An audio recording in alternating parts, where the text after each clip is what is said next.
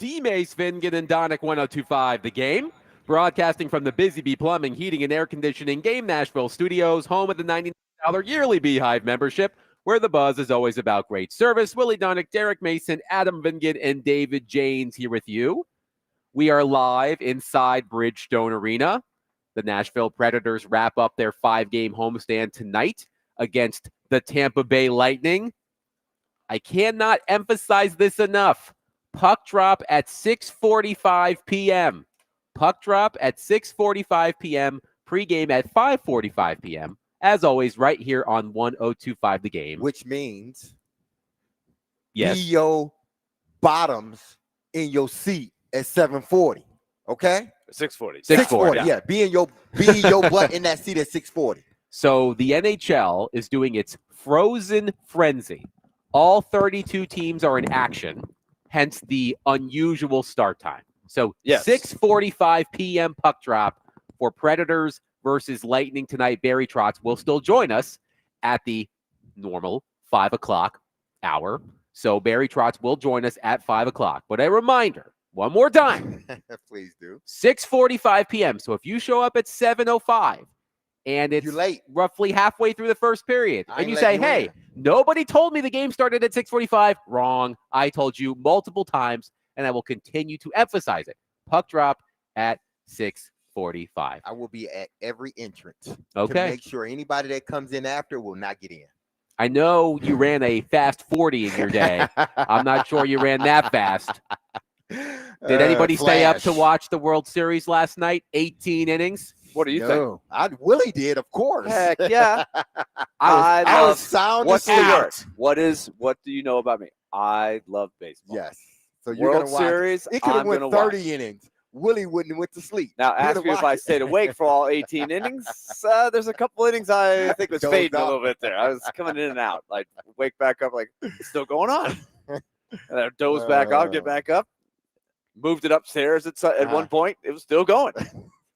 It was an unbelievable game. Man, it really, it was, that one needed to be like a Netflix 6-part series and not one. It lasted as long as a Netflix 6-part series, nearly 7 hours. Yes. Freddie Freeman with the walk-off homer. But this is the difference. This is why baseball is really a great product right now, because there's action. There's not the lag. There used to be, like, that was 18 innings. That was a doubleheader. If that went 18 innings way back before the pitch clock and stuff, that would have taken another hour, hour and a half. They'll still be playing. Yes. But the emphasis on base running, the emphasis on keeping the game moving with the pitch clock, it's a much better product to watch. There were action plays last night. There were great throws, plays at the plate. There were great throws from first base to third base to cut down runners. There was Shohei Ohtani putting on another incredible show. By the way, what were they thinking? The Blue Jays in the 7th inning, you got the lead. They come out to talk to the pitcher. John Smoltz says it. Don't challenge him. He's already 3 for 3. He's hit a homer. He's hit 2 doubles. Don't matter. Don't challenge him. You've got the lead. If you walk him, hey, they got great hitters behind him, but it's Shohei Ohtani. Coach, I can do it. I can pitch to him, Coach. Let me. First pitch, right down the middle. 98 miles an hour. Gone. Tie game. And that sends us into the extra innings. Do you think the manager was like, man, we shouldn't have pitched it to him? Honestly, the ball go down. They pretty much walked him every other time I saw. After that, they were like, take your base. But Schneider, the manager, I'm sure, is kicking himself because he was probably like, we just talked about this. But he's probably like, I should have just not even let him throw it. Just put him on first base. Ohtani. Now, this is the thing. 18 innings last night. Ohtani, he's base running. He's running around the bases. He tweaked himself a little bit, maybe a hammy or something. He's supposed to pitch tonight. This is the world he's in. He's the greatest player maybe we've ever seen. He's going to play 18 innings last night and pitch tonight. Last time he pitched, 6 innings, 1 hit, no runs, hit 3 home runs, hit 3. So if anybody can do it, he can. Yes, but that's going to be amazing to watch tonight. It was also brought to my attention that Brad Paisley has sung the national anthem for 4 World Series games, all of which went to extra innings. Yes, I saw this. Now, but not just extra innings. Game 2 of the 2017 World Series went 11 innings. Right. Game 3 of the 2018 World Series went 18 innings. Oh, wow. Game 1 of the 2024 World Series went 10 innings. Only 10. And then last night, another 18-inning game for 2 Brad Paisley. 18-inning games. When That's you insane. when you look at Shohei, do you think, like right now, that the distance between him and the next baseball player is greater than the distance between the best football player and the best basketball player? I think yes, because if you were just telling me him as a hitter or him as a pitcher, it would be a different discussion. But what he does combined Exactly separates from anything. It would be like if Travis Hunter were the best wide receiver and one of the best corners. Exactly. That's what the equivalent would be. It hasn't been done. Like Babe Ruth was a great pitcher for a while and then a great hitter, maybe the greatest hitter, and he was a great pitcher, but he wasn't combining that together. And it was before color barrier and all that stuff too. You could throw that in there. But to do this in the modern game, nobody thought this could happen. I know we have a lot of Braves fans around here. How do Braves fans feel about Freddie Freeman? He hits the walk-off homer last night. Are there complicated feelings from Braves fans about Freddie Freeman? I am not a Braves fan, so I don't know. Like, how are Braves fans who are watching the World Series feeling about Freddie Freeman doing as well as he is? I can't really speak for Braves fans, but my view of it from where I sit, they did win a World Series when he was there. So that helps, right? Yeah. And there was the weird emotional comeback when he came back. But I think there's like I wish we'd have kept him kind of thing. Matt Olson, who is from Atlanta, that was the after Freddie Freeman plan, is a heck of a baseball player. I could see why they did what they did. But they did pass on a special player in Freddie Freeman. So I think they were worried he wasn't going to age that well, and he has been banged up a little bit, but he's a Hall of Famer. It's a Hall of Famer. Hey. I don't know that Matt Olson is a Hall of Famer as good as he is. That's the tough. They went for the younger, less expensive, probably analytics that had something to do with it, where they didn't give Freddie Freeman the extra couple years at that stage of his career. So there's probably a what if there and there. I'm sure.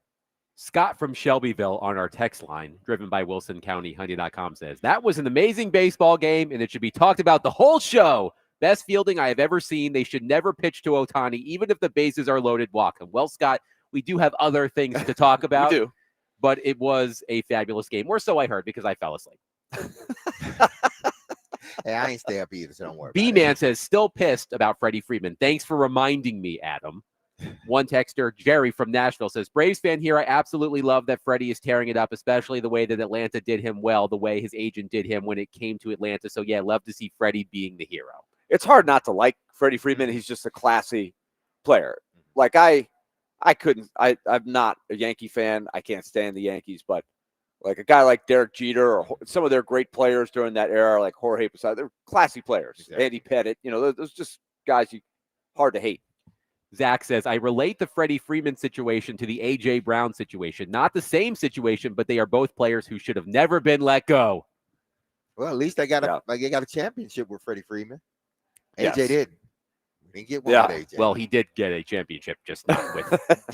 That's what hurts. That's right? what hurts. That's what hurts. Yeah. Yikes. It's good for him. Yeah. Happy for him, but it's like Titans. Oh.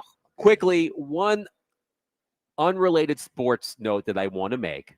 I don't want to spend too much time on this, but I saw something earlier that just drove me nuts. It was retweeted into my timeline. Oh my goodness. Adam Gretz with a picture of what I assume is his local mall with the Christmas tree up and Santa's workshop up for all of the pictures.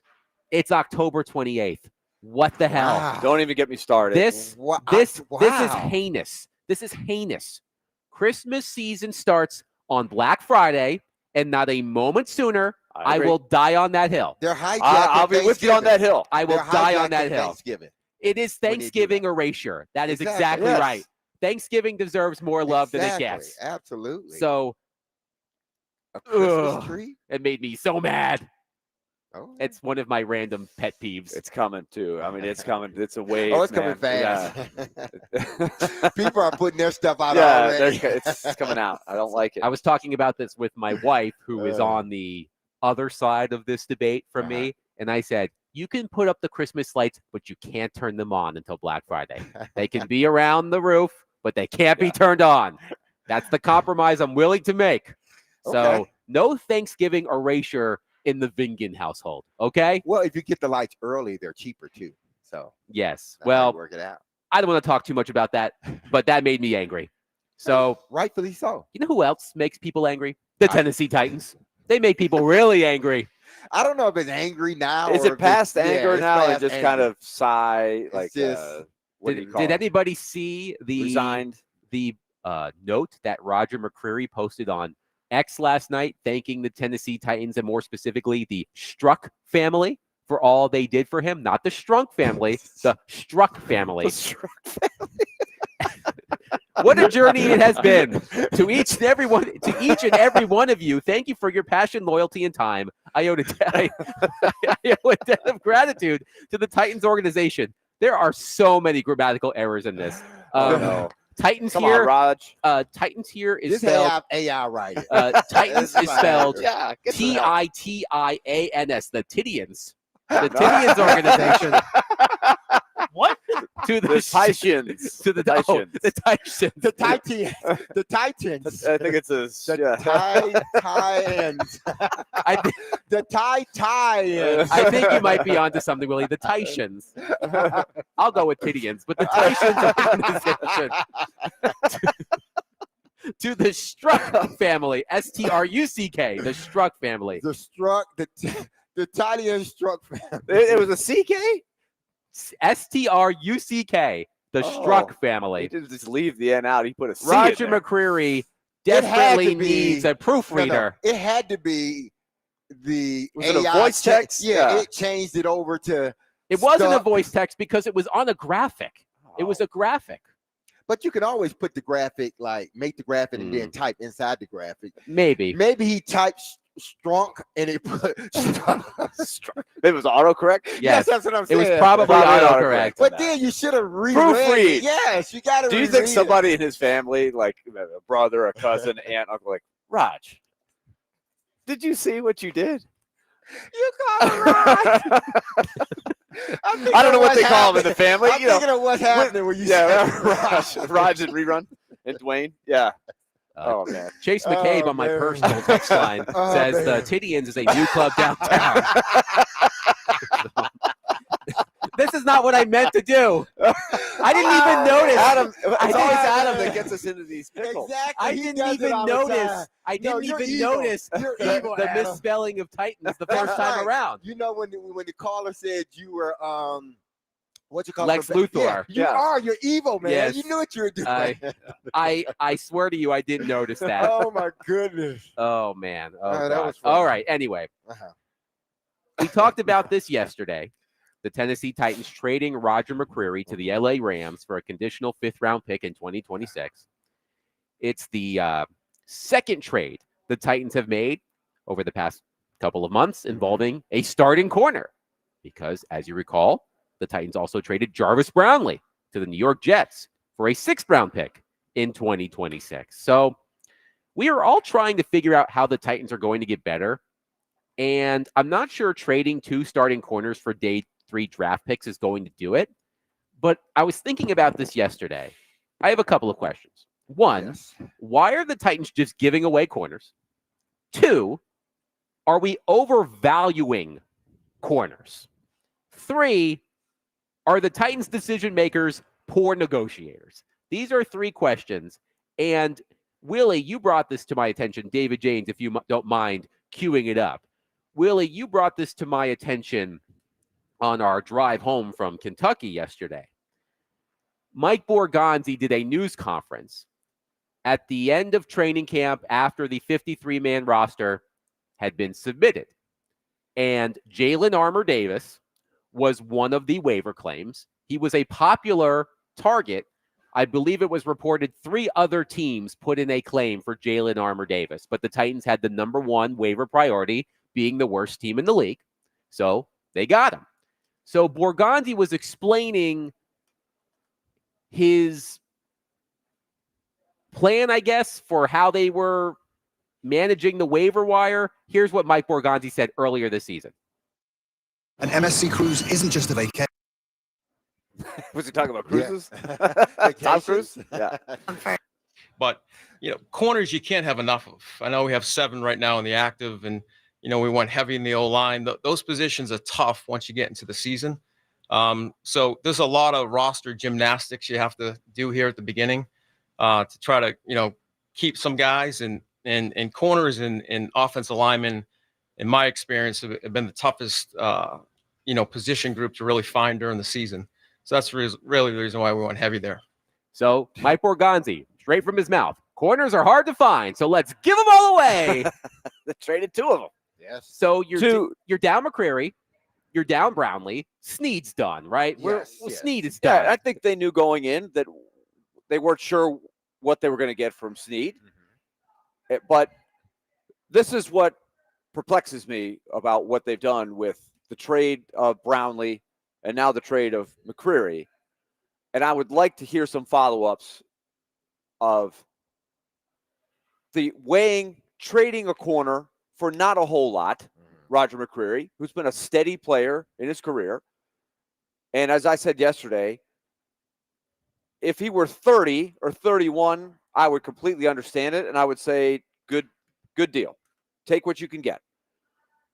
He's going to get a raise because corners get paid. It's hard to find good corners. So when you have one, ironically, the only guy left you've got from that draft, right, basically, besides Chig, what was the weight of this is what it will take to keep him versus this is what I can get in a trade? And then, of course, Brownlee, as we said, even younger, who they didn't get much for at all. So they didn't get a lot back for 2 guys who, by their own words right there, play a position that is extremely hard to find serviceable guys. And Brownlee and McCreary are not going to be confused with Lester Hayes and Mike Haynes from the 1980 Raiders, or just pick whoever you think were a great tandem, 2 shutdown corners. But they're good. They're better than who's playing now. And you didn't get anything for them. And they're young. So that's what puzzles me. You said, Adam, do we essentially put too much of a premium on defensive backs? Right. Do we overvalue Yeah. corners? Jamar Chase, Cortland Sutton, Jalen Waddle, Zay Flowers, Stephon Diggs, Ladd McConkey, DK Metcalf. And I ain't even get to the real Jefferson and all those guys. This is just in the AFC. Nico Collins, T. Higgins, Alex Pierce. They had to deal with all Indianapolis this weekend. So when you say, are we putting too much of a premium, Michael Pittman, on defensive back, we ain't putting enough premium on defensive back. This is a passing league. On defense, it's essential that you have 2 things: a rush in and a corner that can cover. You need those 2 things in today's football. 30 years ago, 40 years ago, you didn't need really a shutdown corner. There were some in the NFL, but you didn't need them like you need them now. There's not enough. You can't put enough of a premium on a defensive back because of the rules and the way the NFL is leaning. I'm listening to Borgonzi and Brinker at the beginning of the season. They are right. You can never have enough good defensive back. But then you get in the season, you get rid of the 2 good defensive backs you got, along with the one that's hurt, and he's going to be out here in a minute anyway. So basically what you're saying is this season, you're throwing it away. You really are. So to me, what is your expectation of McCoy then, if that's the case? What do you expect him to do if you're going to continue to get rid of players. Who's next? Chikakonkwo? Possibly. Some other guys on defense? Arden Key? Possibly. So you are each day or each game, you are eroding a roster that is already bad. And people are not going to argue too much because it's like, oh, you're trying to get picks. I get it. But you're not giving the guy that took the job by default, really, because you named him, but by default, you're not giving him an opportunity to do anything. So when the Titans lose, there's no reason to even ask McCoy, like, what do you think of this? How can you get this team? What can you do? Well, I can't do a damn thing. They keep on getting rid of everybody, and then people getting hurt. What do you want me to do? I am trying to keep these guys motivated each and every day. That's all I can do. But bodies are dropping each and every day, and you sending people out the door. What am I supposed to do? He's set up for failure.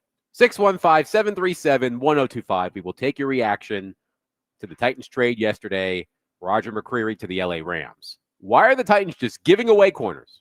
Are we overvaluing corners? Derek doesn't think so. Are the Titans decision makers poor negotiators?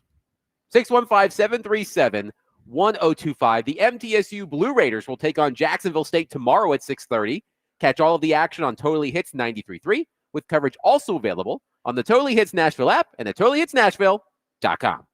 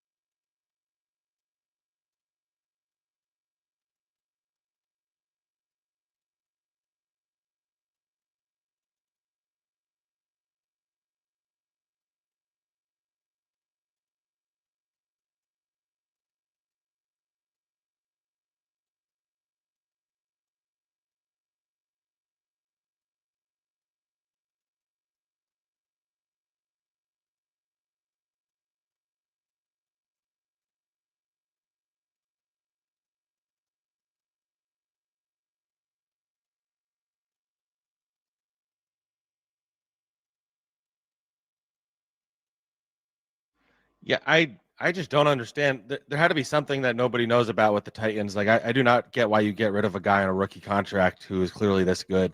Just to give it a little behind the scenes of the locker room. So the locker room is wrapping up, and Tom Rock and I from Newsday are kind of waiting to talk to Brownlee because he had that last play. He's the last one in the locker room.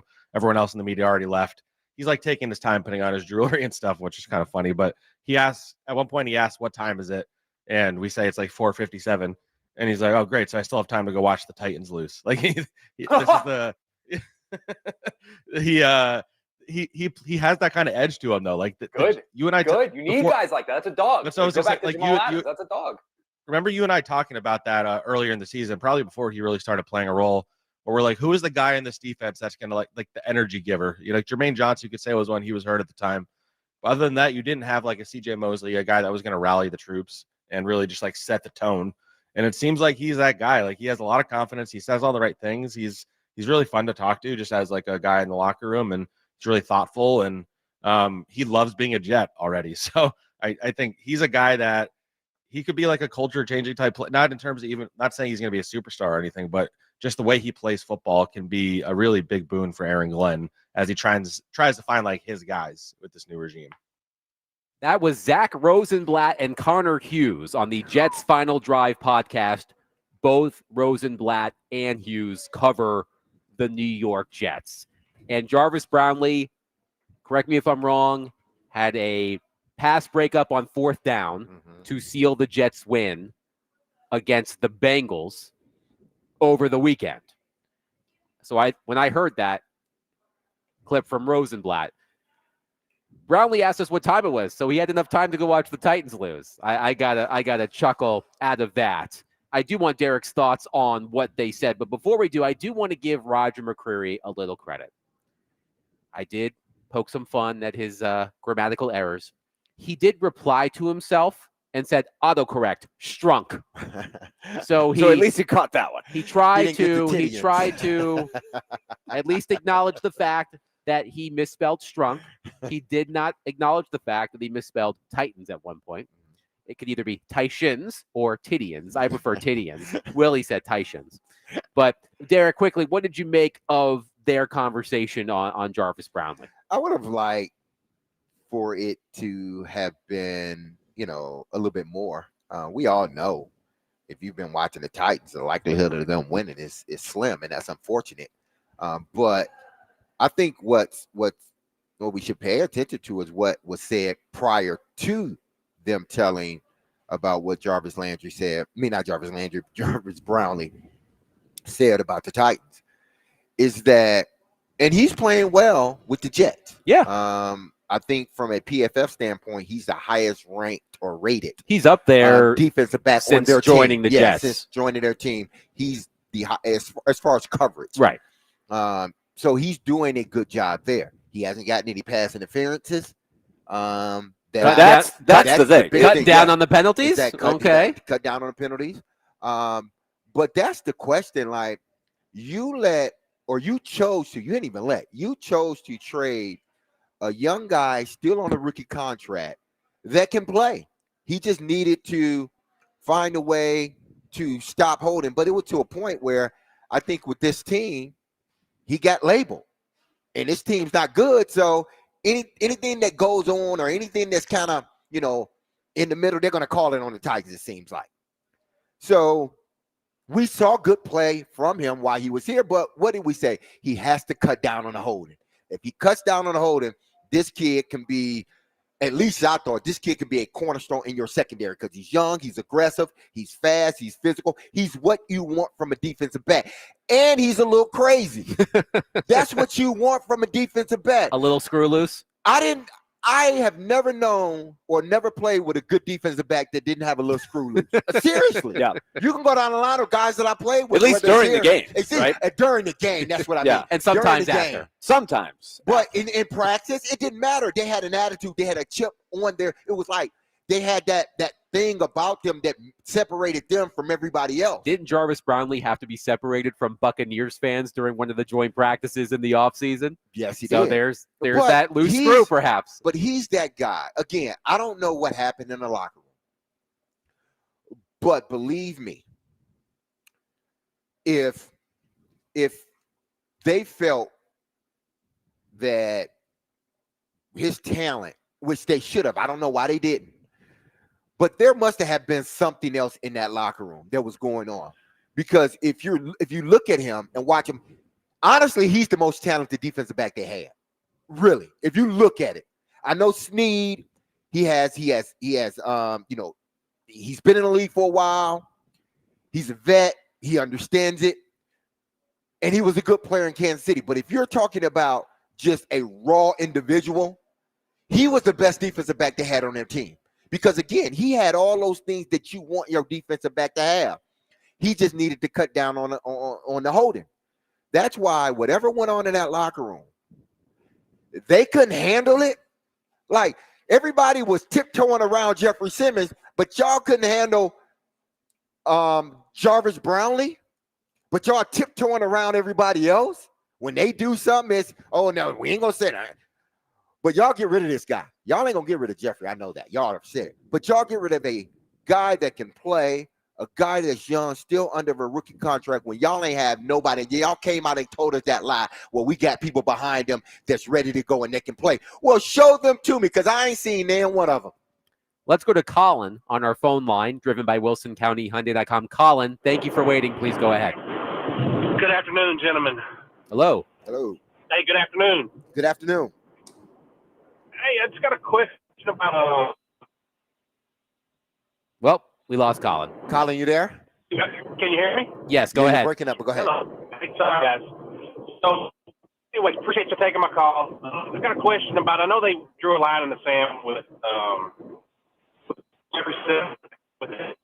Hey, Colin, call us back. You're Yeah, breaking Call up. us back. I think he was going to ask about Jeffrey Simmons I- drawing yeah, the line, not Yes. trading him. I mean, So is it time for our weekly segment, chiding the Titans for not considering trading Jeffrey Simmons? Willie, do you want to do the honor? If you'd like, I mean, you could just hit, replay from last week. I don't feel any differently. It still bugs me.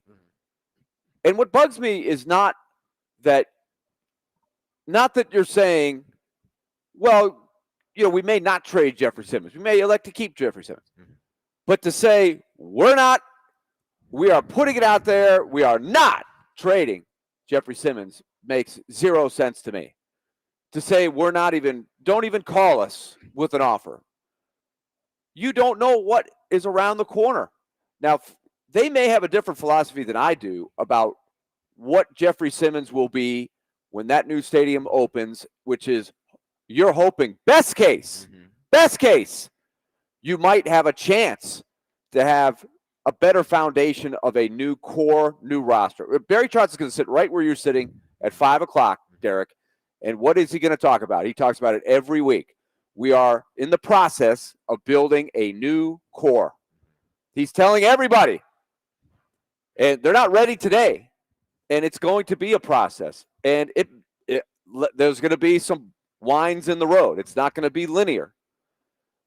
But I think it's a tough sell to think that the best pathway to a better roster includes keeping Jeffrey Simmons and not even listening to what you might get along the way for a guy that has the best trade value, not even close. That is my fear. So Colin called back and he wanted me to ask the question, which was, with Ed Oliver being out for the Bills, do you think that would actually change what the Titans want to do with Jeffrey Simmons since the Bills want to go for a Super Bowl? that, I mean, again, You got to start at the top. That's the thing I'd want to know is, have they told Mike Borgonzi from the top, Amy on down, don't trade our most recognizable player? It seems like that. Besides Cam Ward. It seems like they're all in agreement that Jeff is not being traded. At least in public, they are. Listen, there's going to be more teams right before the trade deadline that need defensive tackles, either to bolster theirs because they want to go when they go on the playoff run, or they've lost a guy like Ed Oliver with Buffalo, and Buffalo needs defensive players. So Buffalo may make that call again and make offer a little bit more, but she's doing with Jeffrey like she did with Derrick Henry. I am not trading him. Now, they didn't sign him back. I get it. They knew this was going down and going down fast, I'm sure. But she was not trading Derrick Henry. And we even said last year, we were like, man, they need to trade. They can get a lot for him. They did not want to trade him. They're treating Jeffrey Simmons the same way. They're no matter what, he is not going to be traded because he's that one piece on a defense that is not good. And I hope this is not true. And they're unsure about Sweat. That's the next guy. That's the guy I'm worried about. He's been injured. Going down the path of Brownlee and some frustration. That is a big one. They cannot let that happen. What happened to Brownlee cannot happen to Sweat. Exactly. They have to make sure. So you got to keep a guy like Simmons. You have to. We will get to Devondre Sweat because we did have an interesting conversation yesterday with Teron Davenport about Sweat. But 615-737-1025. We will continue to take your reaction on the Titans and the NFL trade deadline 1 week from today. Who else could be heading out the door within the next 7 days?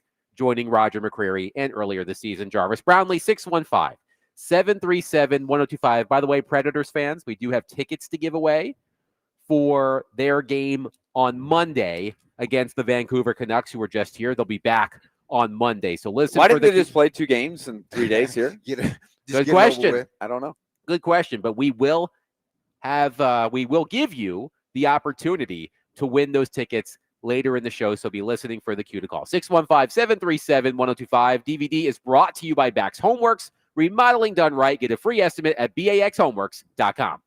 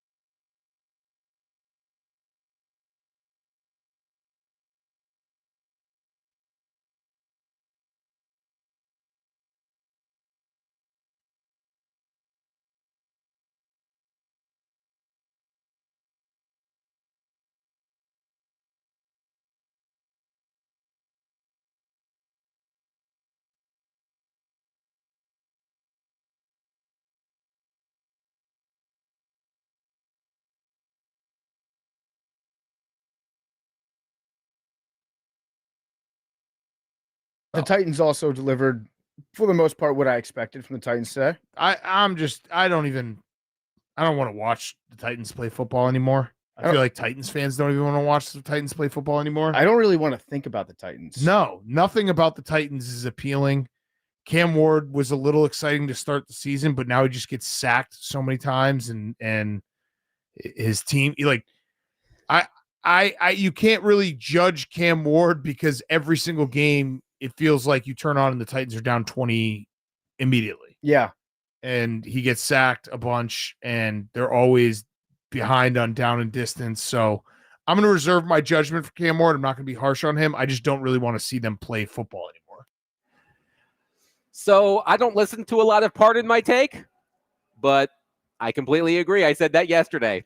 I wish I didn't have to watch the Titans anymore. They don't have to. We do. But they spoke to me in that clip. I don't want to think about the Titans, talk about the Titans. Of course, that's what we do right here. But I totally get it. Willie Donick, Derek Mason, Adam Vingan continuing to take your thoughts on the Titans ahead of the NFL trade deadline a week from today. And during the break, this was retweeted into my timeline. An interesting tweet from Peter Schrager, ESPN NFL analyst. We're talking about Jeffrey Simmons, right? And how the Titans have put it out there to multiple insiders. He's off limits. Peter Schrager says, quote, "A lesson I was taught years ago on the NFL trade deadline. Unlike the MLB or NBA, viable big names aren't dangling on some imaginary list for weeks in advance. The notable big players that teams are calling on are being told no today. After Sunday, it picks up and teams bend." So could we see the Titans bend early next week? If I were Mike Borgonzi, I would be talking to people within whoever is, and heck, for all we know, it could be Borgonzi that's saying, I don't want to trade him. But I would be having meetings and telling people it's time to bend. Let's get a yoga instructor in here or something. let's at least consider it. Why? I would consider it. It's like who is Robert Duvall, Tom in The Godfather. He would always plead with Michael Corleone. Michael, just consider this. Just consider it. And Michael Corleone goes, Tom, I got you. He basically was like, no. Considered and denied. Let's go to Dustin in Hopkinsville on our phone line. Dustin, thank you for waiting. Please go ahead. Good afternoon, guys. Hello. Hello. We can hear you. I'm just saying hello back. Hello to you back. Thank you. Go ahead. Hey, so you were talking about Jarvis Brownlee, and I keep thinking this. They're telling us nothing. They said that he wasn't good for our culture, and I've told this before. It's a losing culture. They fired Brian Callahan after that, correct? It wasn't before the trade, Yes, right? Exactly. Brownlee was traded before Callahan was fired. Yeah, and I just think that he's a lot like myself. That I am who I am. I'm going to say what I'm thinking. There's not much filter there. Guys at work sometimes get annoyed with me, but like I tell them to their face, what I think. And he seems like a funny guy, a creative guy, just a guy who's a dog. And they couldn't handle him because he got tired of the dang losing, and he's probably calling it out. So I think that he's going to be a future star in this league at corner. The flags that he got 2 to 3 years from now, it'll be like the Patrick Mahomes effect, where they're like, oh, he don't get those calls, blah, blah, blah, because he's a star. Thank you for the call, Is that Dustin. me, Echo?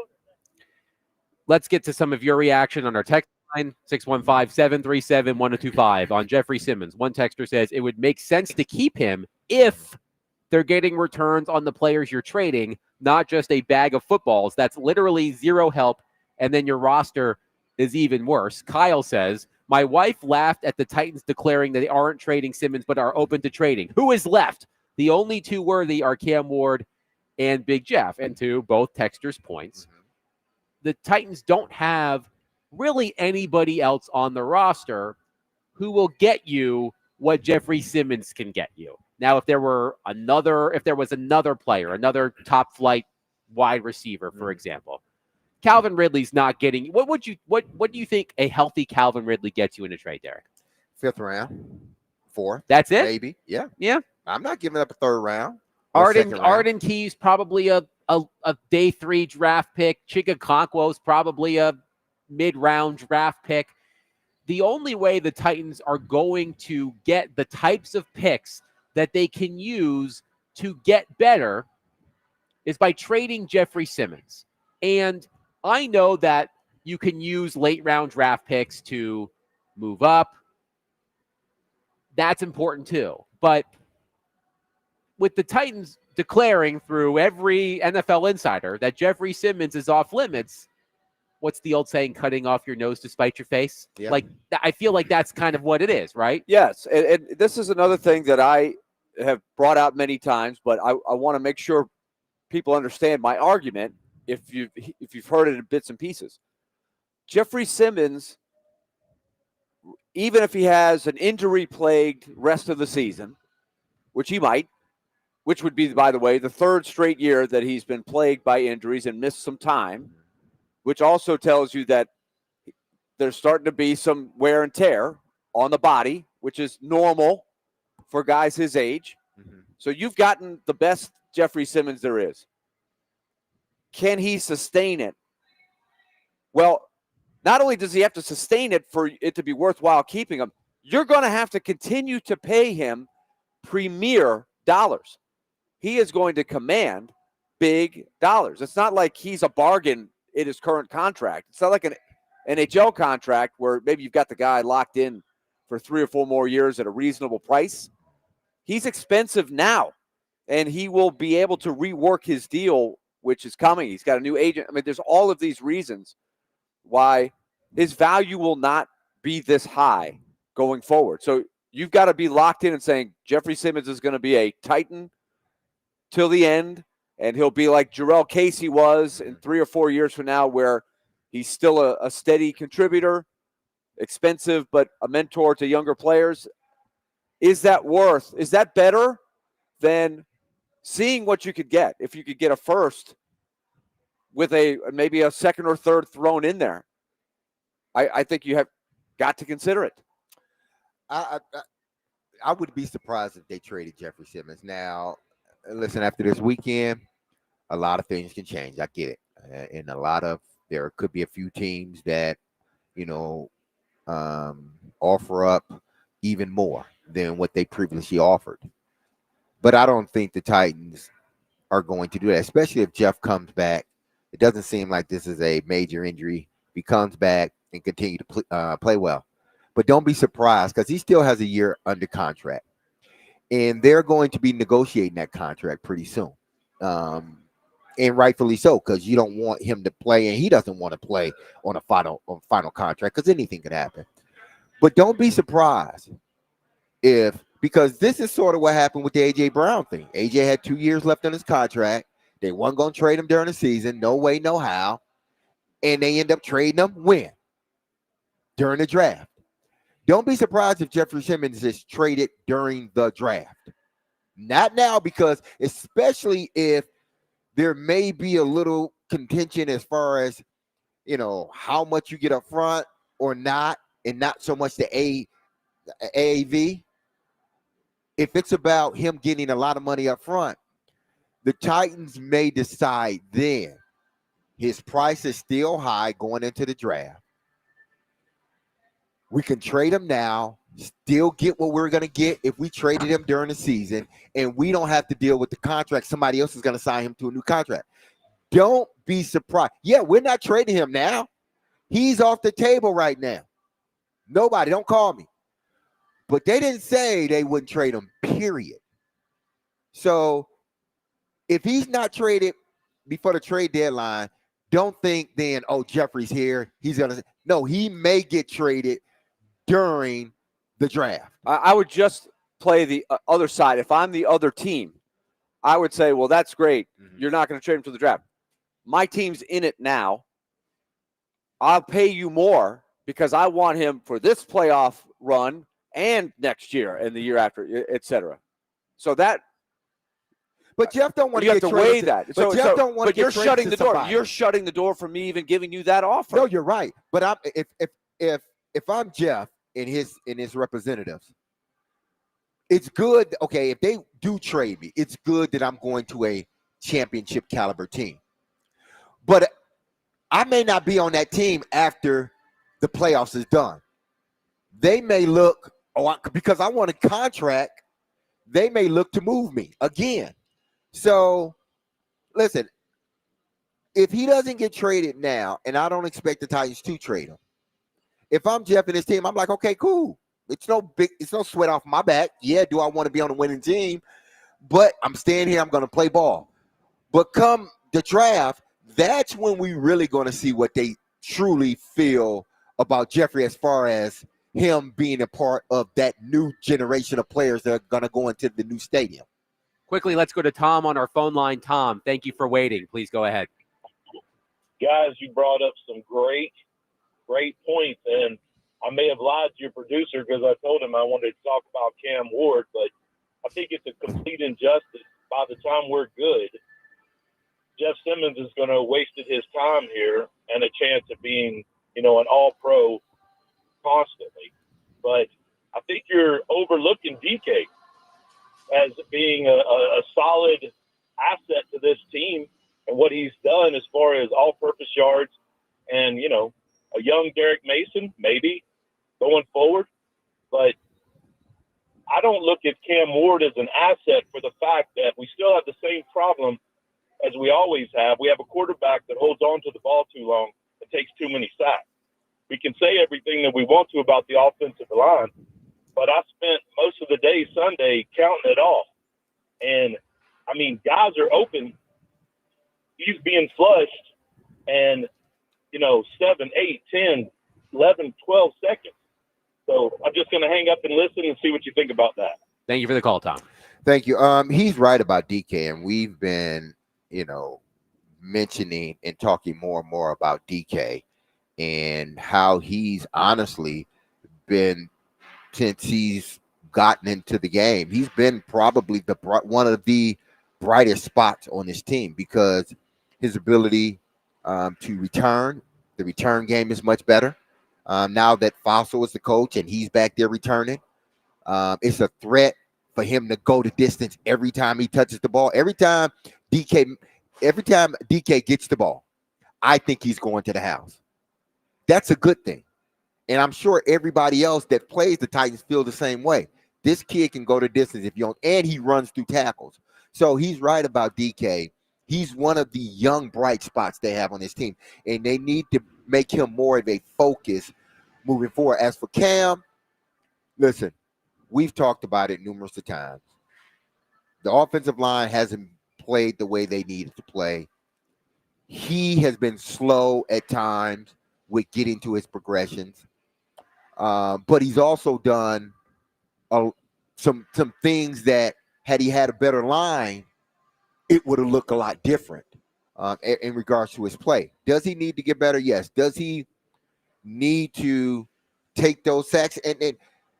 And a lot of those sacks, well, some of them, not a lot of them, some of those sacks could have been avoided if he would have just ran the football. If he would have just ran the football, he would have avoided a sack. It would have been a yard gain, maybe a 2 or 5, but he would have avoided the sack. So holding on to the ball, trying to make a play down the field. The more I'm hoping he gets out of that. I'm hoping he starts to learn that, hey, listen, if there's an opening after a couple of seconds, I'm gone. If there ain't nobody open, I am taking off and running. So I get that. I'm very concerned about that mobility trait and lack thereof. He's not strong at escaping.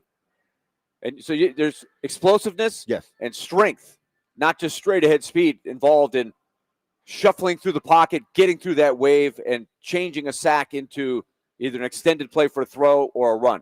He and Charles Davis and Jason McCourty, I think, really started zeroing in on it on Sunday, and we've been seeing it for weeks. 615-737-1025. We see your calls and texts. We'll get to them next.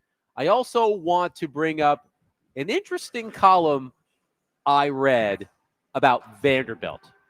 Someone trying to poke holes in the Commodores' college football playoff logic. I thought it would be interesting to discuss on the air. We will also do that next. 615-737-1025. Willie Donick, Derek Mason, Adam Vingan, 1025 The Game.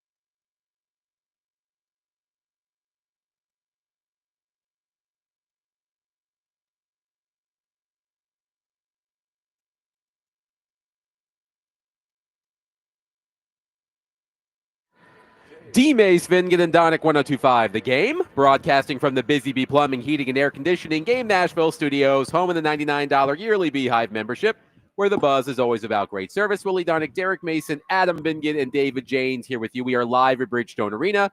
Lightning versus Predators tonight, 6:45 p.m. Puck drop, not 7 o'clock. 6:45 p.m. puck drop, 5:45 pregame, right here on 1025 The Game. Before we switch gears to Vanderbilt, which is preparing to take on Texas this weekend, let's go back to our phone lines driven by WilsonCountyHunting.com. Let's first welcome in Dan. Dan, thank you for waiting. Please go ahead. Hey guys, I just wanted to quickly just put in my 2 cents on the whole Jeff Simmons situation and his contract and what kind of yield you might be able to get from him. But I don't think it is practical to try to get rid of one of your stalwarts when looking forward. Yeah, sure, you can get a nice little haul, but when you have the absolute most cap space in 2026, what does that really get you? Just more money to buy new players with potentially. It obviously draft picks moving forward, but if we're gonna be able to keep Cam Ward upright and not turn him into the next David Carr or Joe Burrow, where they're going to just get run into the ground, you have to put more money and more resources into that offensive line. So many teams that have great defensive areas. Trey Hendrickson, Max Crosby, Micah Parsons. These are not Super Bowl teams that when they were, or with Micah, what he was before. Super Bowl contenders, they're fantastic edge rushers, but what the need are coverage. Thank you for the call, Dan. It's unfortunately you were breaking up. I see his point, but what I have, that cap space, a lot of it should be utilized to. I think we can say at least Peter Skoronski is on the path of a guy that you're going to reinvest in and pay for the second contract. So that's where some of that space goes. That's where a lean team that's good is using the cap dollars. Not, hey, we've got a lot of cap space to go spend on free agents who are overpaid and older and in a new spot where you're not sure you're going to get a great return on investment. That is a lesson they should have learned 2 years ago. So that's the draft picks that you draft and develop. That's where you eventually are going to spend the cap space. Like who did Floyd Reese when the Titans had their great teams? One by one, he was signing the next contract to Eddie George, the next contract to Steve McNair, the next contract to Blaine Bishop. That core was all guys that became more expensive. That's where all the cap dollars went. And then there would maybe just be one more guy that he had enough money to go get, like a Randall Godfrey or somebody to add, a Fred Miller, to try to keep it going. But that's how you build a good team. It's with homegrown guys you reinvest in. Let's go to Mike on our phone line. Mike, thank you for calling. Please go ahead. Yep. How you doing, guys? Good, thank you. Yeah, we've been doing a lot of blaming for the Titans' failures here and there. She's responsible, Amy, coaches, players, Cam, blah, blah. It goes around the horn. My question is, has anybody asked who is the scouting staff? Because they're the ones that bring in the players to be reviewed and then either hired or not hired or whatever. Over the last 3-4 years, maybe some of the blame should be put there at the scouting staff level. And then who are they responsible to? How many of them are there? How long have they been with the Titans? And who are they? I mean, I really believe that if the blame's going to be put around, shouldn't we look at the scouting staff? Thank you for the call. I mean, because ultimately I think it all works hand in hand because, whether it's the supreme ruler of football or the actual GM, they're telling, hey, listen, these are the type of players we are looking for. Everybody should be on the same page. And I'm sure everybody's on the same page. I'm sure some guys have been there for a while. I don't know how many people Borgonzi brought in, with him. I don't know how many people Brinkert decided. I know Rand didn't want to bring anyone in. I think he brought one person in. But outside of that, I don't think he changed the scouting staff much, if any. But yes, eventually you have to, look at the scouting, and are they getting the players that you are asking for?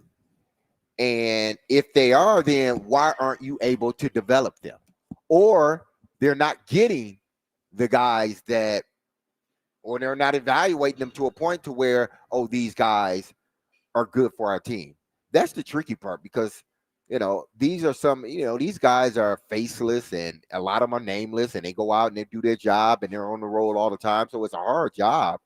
But everybody's at fault in this. But I'm not going to put no more fault on the scouts than I do on the players or the GM. Actually, I'm going to put more fault on the GM and the coach and the supreme ruler of football than the scouts, because ultimately, these are the guys you're asking them to go out and get. And they are bringing back to you the guys that you are asking for. And ultimately, what? You have to decide which one of these guys you go after in the draft or in free agency. So, yeah, we can lump the scouts in there, but I'm not pointing at them and saying, oh, they the problem. No, because eventually they are going out to get the players you want. The attitudes are you that fits the organization.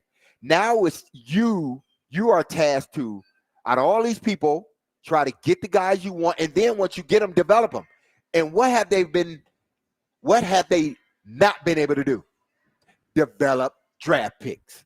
Isn't that part of the draft, develop, retain mantra? That's a big part of it. Yeah, it is. Developing. But you hope that now that Borgonzi is here, that's why I said let him control everything. Now that he's here, he's been around an organization that has done it year after year after year with a head coach that's one of the greatest head coaches of all time. So he's done it with a program and a system like that. Let him do it here. Don't mess with him. Let him look at the players and decide, hey, I think he's good. Now let's have a conversation about him. Let's switch gears here. Vanderbilt taking on Texas this Saturday morning, an 11 a.m. kickoff on ABC. Of course, you can hear the game right here on 102.5 The Game. Texas at the moment favored by 1.5. The 20th ranked Longhorns versus the 9th ranked Vanderbilt Commodores. Willie Donick gets all the warm and fuzzies. Excuse me. Just one number there. Just one number. That's true. 9. 9 times. And the way the life goes in the SEC, you could have no number here next today, to your name, gone tomorrow, in 4 weeks. Yeah, exactly. Ask Brian Kelly. I was just going there. From number 4 to fired in 1 month. 4 weeks. Franklin. Yeah. Same thing with Franklin. Yeah, number 1. Exactly. And in double overtime against Oregon, this close to a great comeback win. A couple weeks later, you're gone. Out of here, buddy. So, as I was doing a lot of reading after Vanderbilt's win against Missouri over the weekend, I stumbled across this column written by Matt Hayes of USA Today with the headline, SEC downplayed Indiana in 2024 playoff race. Now Vanderbilt is Indiana. Matt Hayes writes, quote, a year after whining, I almost said winning, a year after whining and moaning about Indiana's viability in the college football playoff race, after spending the entire offseason badgering the CFP selection committee into focusing more on strength of schedule, the SEC now has its own one-loss, historically lovable loser trying to crash the joint without a resume to show for it. Vanderbilt, meet Indiana 2024, and never the twain shall be compared if the SEC has anything to do with it. Hayes continues later. Indiana won 11 games and beat one team with a winning record in 2024, yet was awarded one of the 7 precious at-large CFP spots. Vanderbilt, if it finishes the regular season with an 11-1 record, will have beaten maybe one ranked team, depending on how the seasons at LSU and Tennessee unfold. You better believe the narrative from the SEC is going to be wins, wins, wins. When last year with Indiana, it was some good losses are better than wins. And here was the first thing I thought when I read that column from Matt Hayes of USA Today. Indiana last season played one ranked opponent in the regular season. They played then number 2 Ohio State in Columbus, and Indiana was throttled 38-15. Vanderbilt is 3-1 versus ranked opponents this season at the time of the matchup. They beat South Carolina on the road. They lost to Alabama on the road. They beat LSU, and they beat Missouri. So here's the thing that I was thinking about. How much stock should we put into the rankings of opponents at the time of the matchup versus the overall quality of the opponent? So, for example, South Carolina is 3-5. South Carolina has not lived up to the billing. But South Carolina was ranked 11th in the country at the time Vanderbilt beat them on the road. So how much should that matter versus, well, South Carolina was number 11, but they're 3-5, so that win isn't as impressive as it was back then. It feels like a lot of hindsight. What do you think, Willie?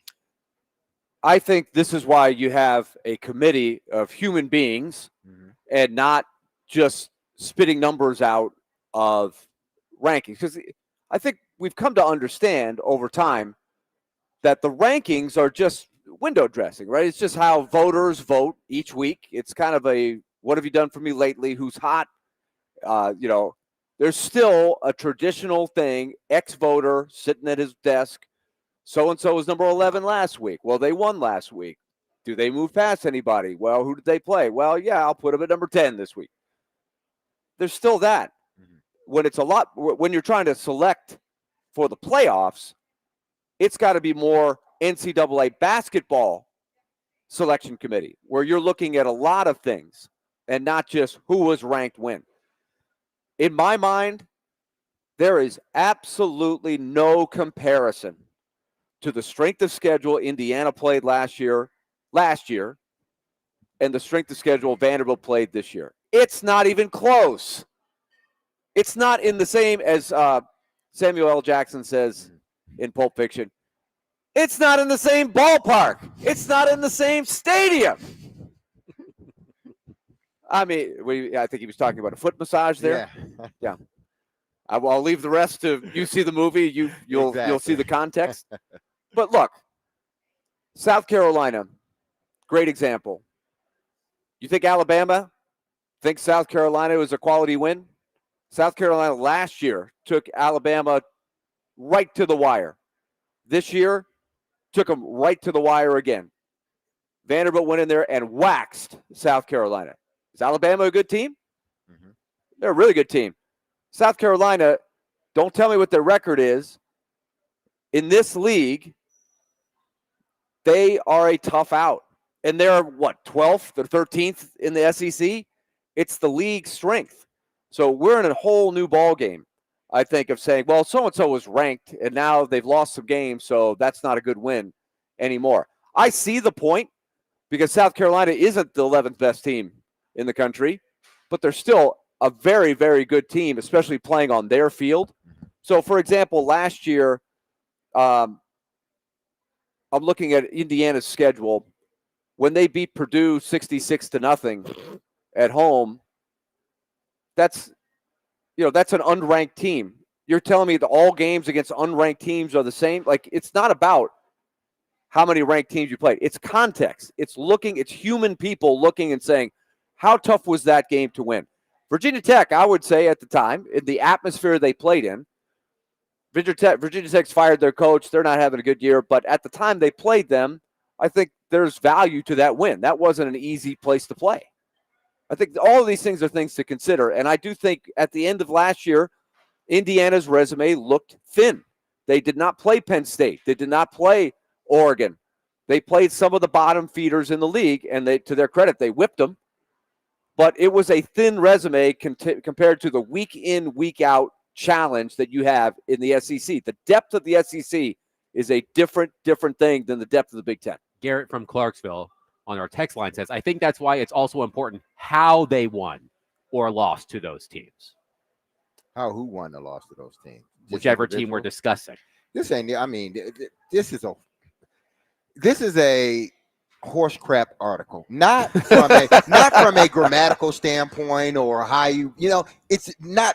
There were no egregious spelling errors in this column, unlike Roger McCreary's Farewell Post. I'm not saying that No Tidians in this column. He didn't put, the time into it. I'm not saying it because I couldn't have written it, excuse me. I say it's crap because he don't believe what he's saying. He don't believe what he's saying because there's no way on God's green earth that you can look at both of them and say, oh, there is a comparison. The only comparison is they're both college teams. They're both division, Power 5 teams or Power 4 now, Power 4 teams. That is the only comparison. At no point, and I'm a Big Ten guy, and I was pushing for Indiana to make it to the playoffs. Because my thing is, they beat who they had in front of them, except the number one team in the country. And nobody beat the number one team in the country. They won the national championship. Well, Michigan, no, they beat Michigan last year. No, they did lose. They lost to Michigan. Yeah, that's why he was going to get fired if he didn't win the national championship. You're right. That's right. So the team, they beat everybody on their schedule. Everybody except Ohio State. Okay. And they lost by 23 points. Exactly. On the road, but lost by 23 points. But he doesn't believe this because at no point did they play a ranked team outside of Ohio State. At no point, even at the beginning of the season, the first 3 or 4 weeks of the season, they did not play a ranked opponent. They have no ranked opponent on their schedule last year except Ohio State. Correct. Okay? Contrast that to Vanderbilt. Vanderbilt has played 4 top 15 teams, lost to one of them, and they should have won that game. I don't care what nobody says. They lost to Alabama. Yeah, they lost to Alabama. That game, they should have won because to me, there was not this big discrepancy between Alabama and the final Vanderbilt. Score is misleading. The final score is grossly misleading because that was a tight game until that last where they just scored. Mm-hmm. So Vandy still had an opportunity to win, but he doesn't believe this article. He writes it because what happens? We're talking about it. He gets a it. lot of pickup because it's the SEC versus the Big Ten. I wonder That's if he thought it was going to be more similar when he started doing it. I don't know. He can't look himself. This guy has been around for a long time. He's not a nobody. There's no way you can He can't look himself in the mirror and compare the two schedules and say one is not way tougher. And say this is the same situation because it's not. One team played a schedule that it's their schedule, but it wasn't a tough schedule. Another team has already played 4 top 15 teams, 4 of them, and they're 3-1, and they got a few more to go. 615-737-1025. We'll take your thoughts on Vanderbilt, which is preparing for Texas this weekend. I would love to get Trevor Matich's opinion on this, and it's a good thing that Trevor Matich is coming up next. 615-737-1025. Predators fans, I teased it. If you want to win a pair of tickets to see the Predators take on the Vancouver Canucks here at Bridgestone Arena next Monday, November 3rd, be caller number 2 at 615-737-1025. A pair of tickets could be yours to see the Predators take on the Canucks at Bridgestone Arena this coming Monday, November 3rd, a 7:30 puck drop. 615-737-1025. Willie Donick, Derek Mason, Adam Vingan, 1025 The Game.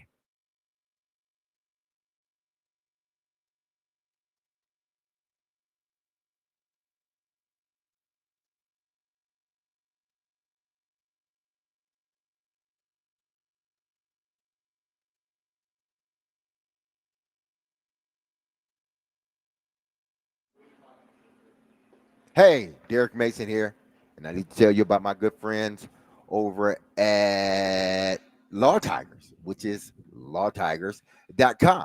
And if you're injured in a motorcycle accident, I had to get through my script, people, so that's why I'm bundling a little bit. But if you've been injured in a motorcycle accident, go to lawtigers.com for your free case evaluation.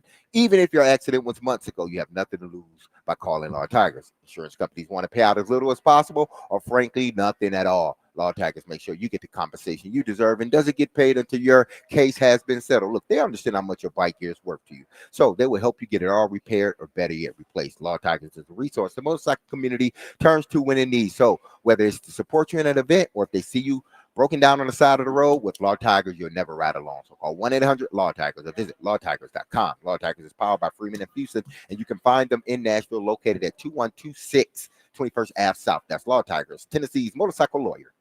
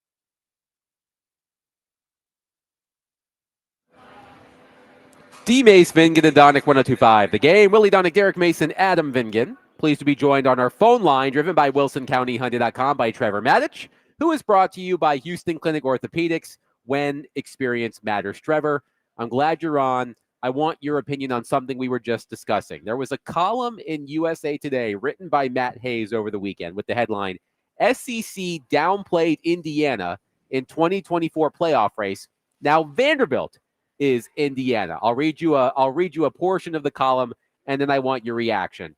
Matt Hayes writes, quote, a year after whining and moaning about Indiana's viability in the college football playoff race, after spending the entire offseason badgering the CFP selection committee into focusing more on strength of schedule, the SEC now has its own one-loss, historically lovable loser trying to crash the joint without a resume to show for it. Vanderbilt meets Indiana 2024. Do you see any comparisons between last year's Indiana team and this year's Vanderbilt team in terms of their resumes? I see zero, other than these are two teams that you have to rub your eyes a little bit and look close and say, are we talking about Indiana University? Are we talking about Vanderbilt University? Football? We're not talking about basketball. We're not talking about baseball. That's the only comparison. These are new people. Oh, I forgot we had Trevor on. What am I talking about? Trevor, hello. Yeah. But you should have given like my teacher in the third grade. Guys. Willie, is your name Trevor? Trevor had his hand raised. Yeah, my bad, Trevor. Trevor, please go ahead. Pardon Willie's rude interruption. Please go ahead. So rude. Live radio. Take two. I always enjoy listening to Willie, though. Willie's got a lot of good points on this. I think it is a good point to compare Vandy this year to Indiana last year from that standpoint, because they didn't play a ranked team. Indiana didn't in the regular season, except for Ohio State. They annihilated everybody but Ohio State and got rather blown out and dominated by the Buckeyes. And then they showed that they weren't really competitive with Notre Dame in the playoff as well. And this year they're better on both sides of the ball. So you look at Vandy. Vandy quietly has one of the best offenses in the SEC. They're second to Tennessee in scoring points per game. Defense is much improved. It's about average, but average is much better than they've been on defense. They've been pushed around on defense. So they've gotten better there. Defense really rose up against Missouri last week to keep Missouri out of the end zone and put Vandy in position to win that game at the end. But I think it's a fair comparison. Now, when you look at quality wins this year, right now, Vandy's got a win over Missouri. They were ranked when they played them. I haven't looked at it here recently. But Missouri, very, very good chance will finish ranked, which is something Indiana will not have had last year to have beaten a team in the regular season that finished ranked. So that's a good win. But either way, it's in some ways an interesting conversation that the rest of the schedule will take care of, because they have to play at Texas this week, and then Auburn and Kentucky are not going to be easy games for them, and then they finish the season at Tennessee. And so if they are able to take care of business, and especially if they can, let's say they lose to Oklahoma, but they beat Tennessee, they'll be a 10-2 SEC team with wins over a probably ranked Missouri and over Tennessee, and that might get Vandy into the playoff at 10-2. Trevor, just your early read on the matchup between Vanderbilt and Texas. Texas is favored at the moment by 1.5. I know that Arch Manning was in concussion protocol. I haven't seen an update today. It may be out there. I just haven't seen it. But your early read on the matchup on Saturday. Yeah, early read is that this is good on good and struggle on, to some degree, struggle. The good on good is Vandy's offense against Texas's defense. Texas's defense has had its moments of head-scratching failures this year, but for the most part, they have lived up to their billing as one of the best defenses in the SEC. Texas's offense has really struggled. And the biggest problem is not Arch at quarterback. The biggest problem is that they struggle to run the ball. Their offensive line has had to replace like 4 guys, I think, off of last year's team, including both tackles who were drafted into the NFL, one of them in the first round. And the guys that have come in to replace them have just not gelled. They've not come together. Plus some injuries at running back. And Texas as a running team has been they've been weak. Let's put it that way. So Arch is having to carry the team. And against Mississippi State, it's a great example because they ran the ball weakly against Mississippi State, and Arch brought them back from 17 down to win that game. And of course, he didn't throw the game-winning touchdown. That's when he got his concussion. And the backup, Matthew Caldwell, came in and threw a beautiful dime on a fade in the end zone for the game winner. But the point is that Arch has been playing better than people give him credit for because he's had to carry the team, just carry the team. And he's been able to do it in ugly fashion, but mostly successful fashion. And so for Vanderbilt, their offense is going to be in a tough position against the Texas defense. But remember Vandy's superpower. It's extending drives. It's converting third downs. They're second in the SEC and 10th in the nation at third down conversions, over 50%. And that's in part because Pavia is so good at making something happen on third and fourth down. And that plays keep away. It keeps the other offense off the field, and it extends drives for Vandy. And so really this game is going to come down to that because Texas still has enough great athletes to beat Vandy, especially in Austin. But Vandy has the superpower of keeping that Texas offense on the sideline, and that's what I'll be watching for early in the game. Is Pavia able to continue to convert those third downs and keep Arch Manning or whoever plays quarterback on the sideline?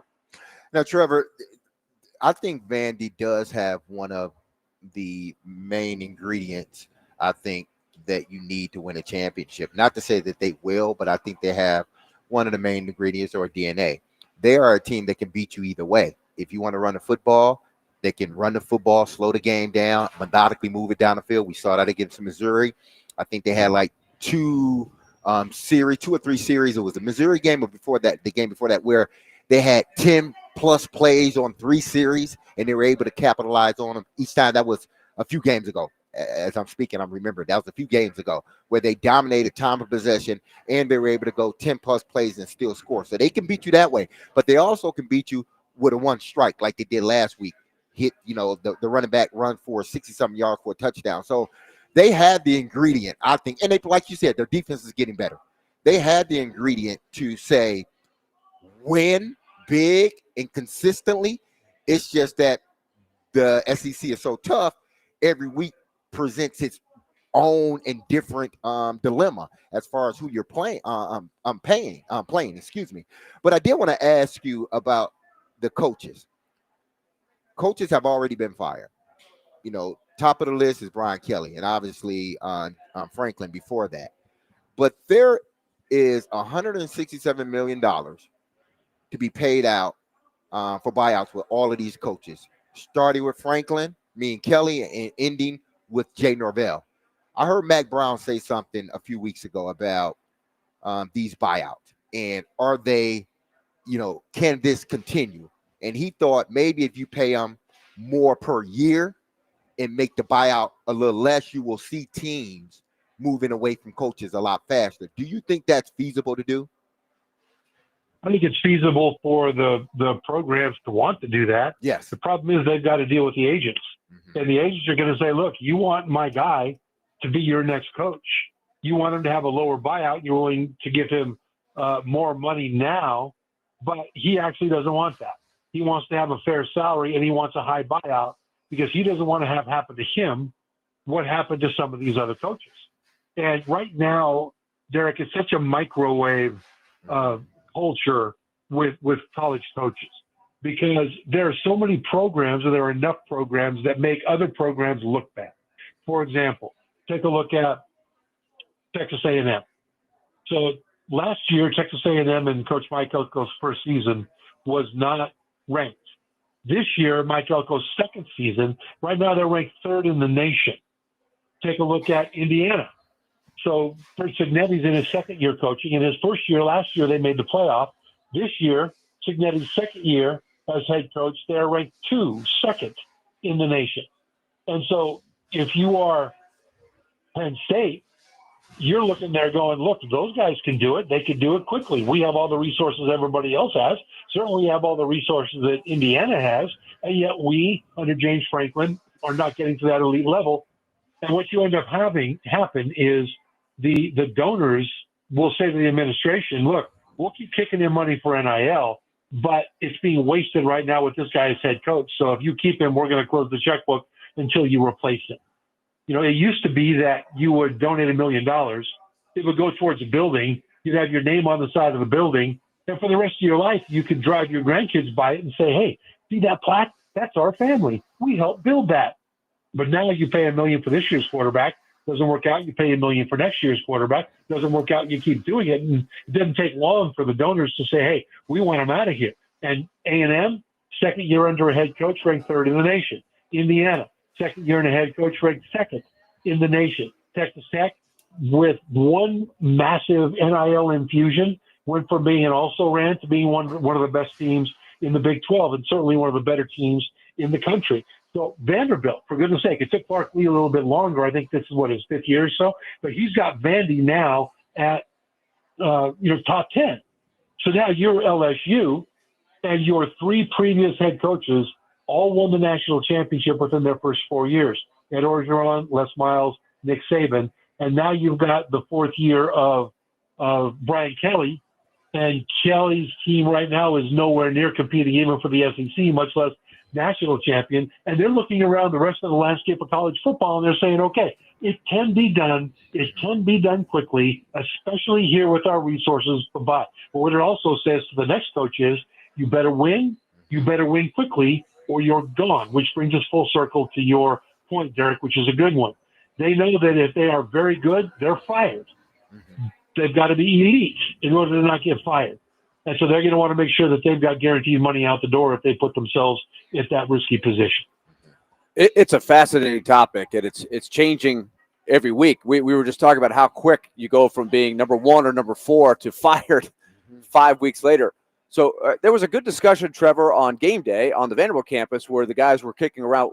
What does a coach do to try to protect himself or give himself a little bit more control on things that are getting harder and harder to control, like the NIL and where's your money coming from? Do you think it'll be something that people find out more about and get better at handling that part, or are we just getting started with the chaos? Yeah, Willie, it's a good point, because you don't get to fight the battle you want. You have to fight the battle you're in. And this current regime of NIL, and you can transfer as much as you want, is unsustainable, and it will change as we get new laws coming down and new protocols being imposed on college football. But for now, this is what we got. And so head coaches need to not complain that their best players are being poached. They need to not complain that bringing in a bunch of transfers hurts chemistry and you have to get the chemistry. You need to be better at functioning at the highest level under those circumstances than the people you're competing with. And that really is where we are right now, because old school coaches are really struggling if they don't adapt very quickly to the new paradigm. So they're thinking, okay, here I am. We're going to build from within. We're going to develop freshmen. We're going to bring in a few transfers, Dabo Sweeney, to fix things, plug holes. But then we're going to take the time we need to do to develop the program and do it right. Well, maybe that will work if your donors are patient enough to kick in all these millions of dollars year after year after year and see no success while they look around the corner and they see other teams having success right now. And that's why the coaches need to just say, okay, I need to fight the battle I'm in. And the battle I'm in is I got to win right now. So how do I do it? And truthfully, if I'm any coach in college football, the first thing I do in the offseason is I drive to Bloomington, Indiana, and I ask Kurt Signetti how he does it, because it's not just bringing in players, it's also molding them into a cohesive team. And I would want to know how he does both. Trevor Matich has been our guest on D-Mace, Vingan, and Donick. He joins us every Tuesday, and he is brought to you by Houston Clinic Orthopedics, when experience matters. Trevor, great stuff as always. We'll catch up next week. Hey, thanks, Adam. Thanks, guys. Yep. 615-737-1025. We will react to what Trevor had to say. We'll take your thoughts on Vanderbilt and the landscape of college football. 615-737-1025. A reminder, Predators GM Barry Trotz will join us at the top of the hour at 5 o'clock live here at Barrel House. 615-737-1025. D-Mace, Vingan, and Donick is presented to you by Bax Homeworks. Financing options are available to make your remodel easier than you think. With Bax Homeworks, get a free estimate at baxhomeworks.com.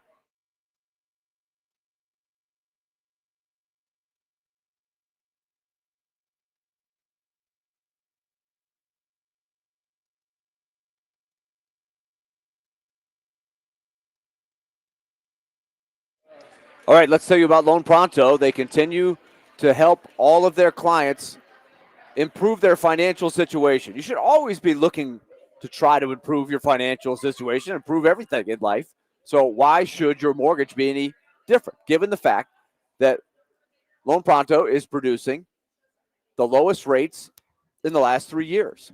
So take advantage of this possibility right here, because you can get cash out of your home's equity if that's what you need, or you can simply get a better mortgage rate if you were stuck with a higher mortgage rate over the last few years. So all of this to say, you're a phone call away from helping yourself through Loan Pronto. 615-499-5780 or go to loanpronto.com. That's 615-499-5780. It's a streamlined process. No hard credit pull up front, no wait, fast, easy cash from your home's equity if that's what you need, and you probably won't even need an appraisal. Rates are at a 3-year low, so take advantage.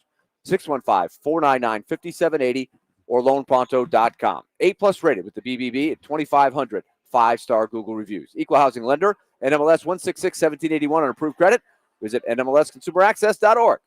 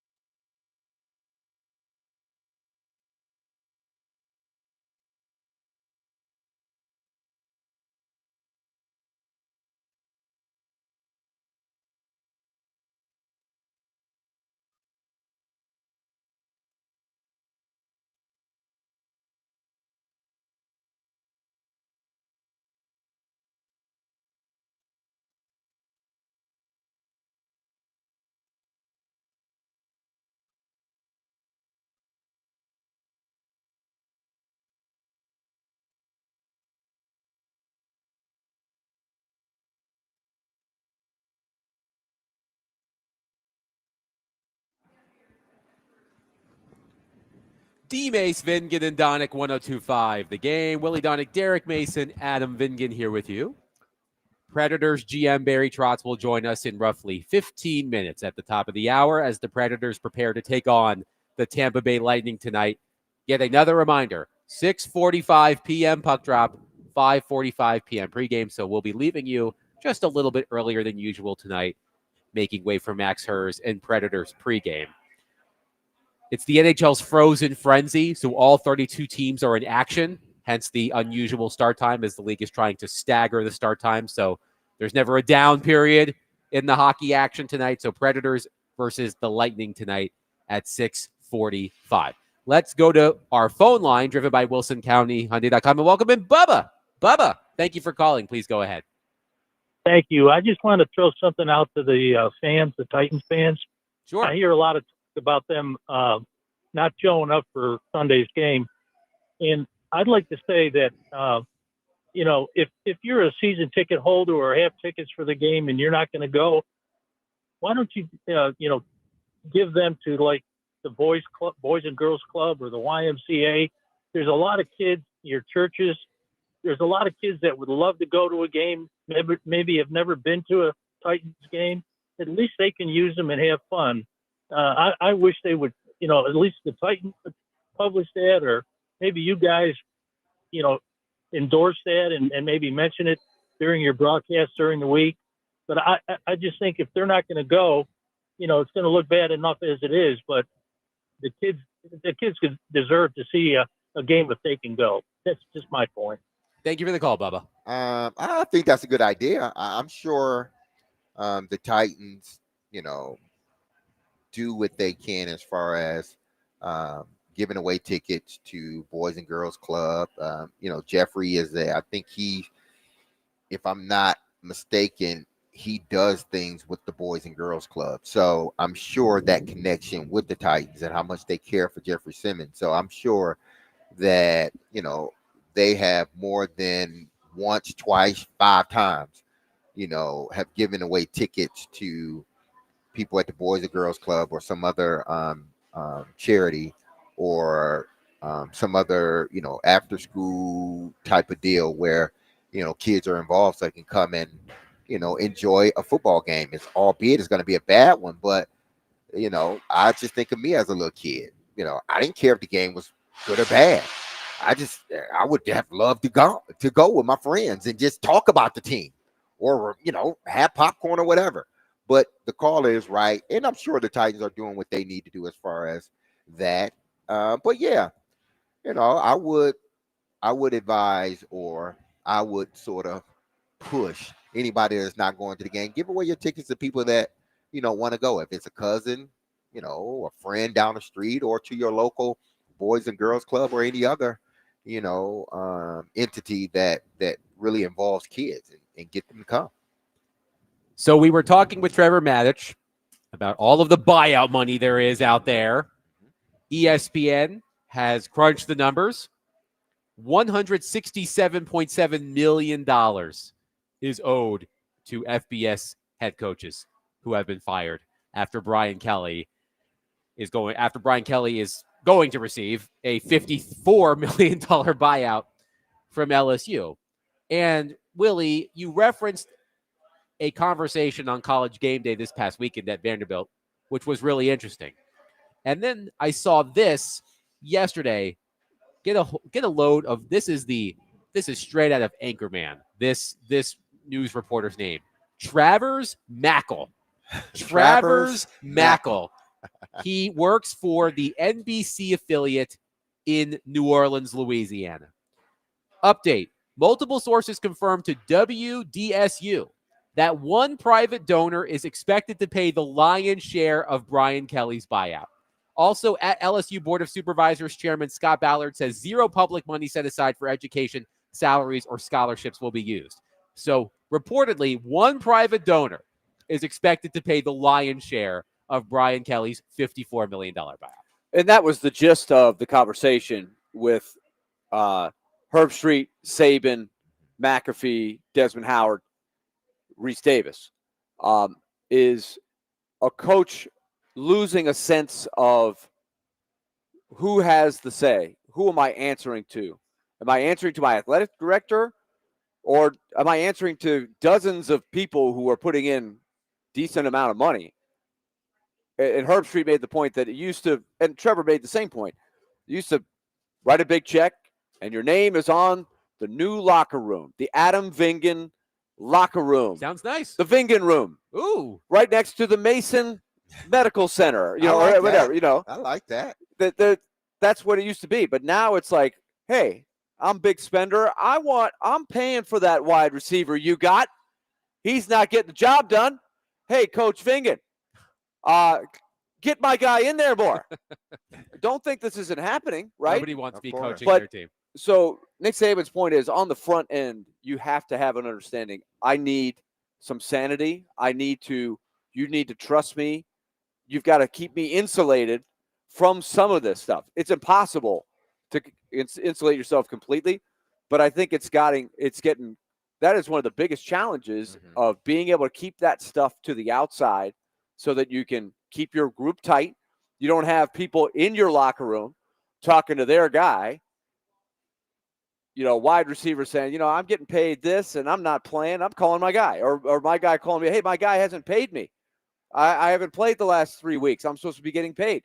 There's some of these things that I'm sure can easily tear apart a team without a whole lot of help, right? And the coach has very little control over some of it. But I think that's the game that you're playing right now, is trying to keep control. Yeah, you're trying, but you've lost it, and maybe one day you get it back. But by the way, the name of that guy, which one of the Battle Royal teams would he be on Anchorman? That's a good question. Travers Mackel? Yeah. Would he be on Wes Mantooth's team? Wes Mantooth? Don't talk about my mother. Dorothy Mantooth is a saint. But yeah, listen, these and I don't know if they will ever be able to sort of, and Trevor believes they will, and I'm sure, they'll find a way to sort of try to corral some of the horses back in the stable. But a lot of this is just, it's out there, and it's hard to try to now wrangle everybody in. Yeah, you can make little, amendments to certain things and laws, but you can't stop these young men and women from making money. No, but that's the thing. But isn't it a little irrational? Like, haven't we gone to a new level? Like, yeah, the people that used to right. get fired in the Yes. season were 1-7 Exactly. or 2-9, not underachieving teams that were supposed to be ranked in the top 5 or top 10. That didn't used to happen. Maybe at the end of the season, but not mid-season. No, we've gone to a new level with that kind of money that you have to pay, and somebody just snapping their finger and say, "Oh, we'll pay it, no problem." 59. How much is 59? 54. I got it. All right, 54. Yeah. That's under your mattress. Huh? That's it. That's insane. We've got to a new level. 615-737-1025. The Predators take on the Tampa Bay Lightning tonight, 6:45 puck drop. Predators GM Barry Trotz will join us coming up next. 615-737-1025. Willie Donick, Derek Mason, Adam Vingan, 1025 The Game.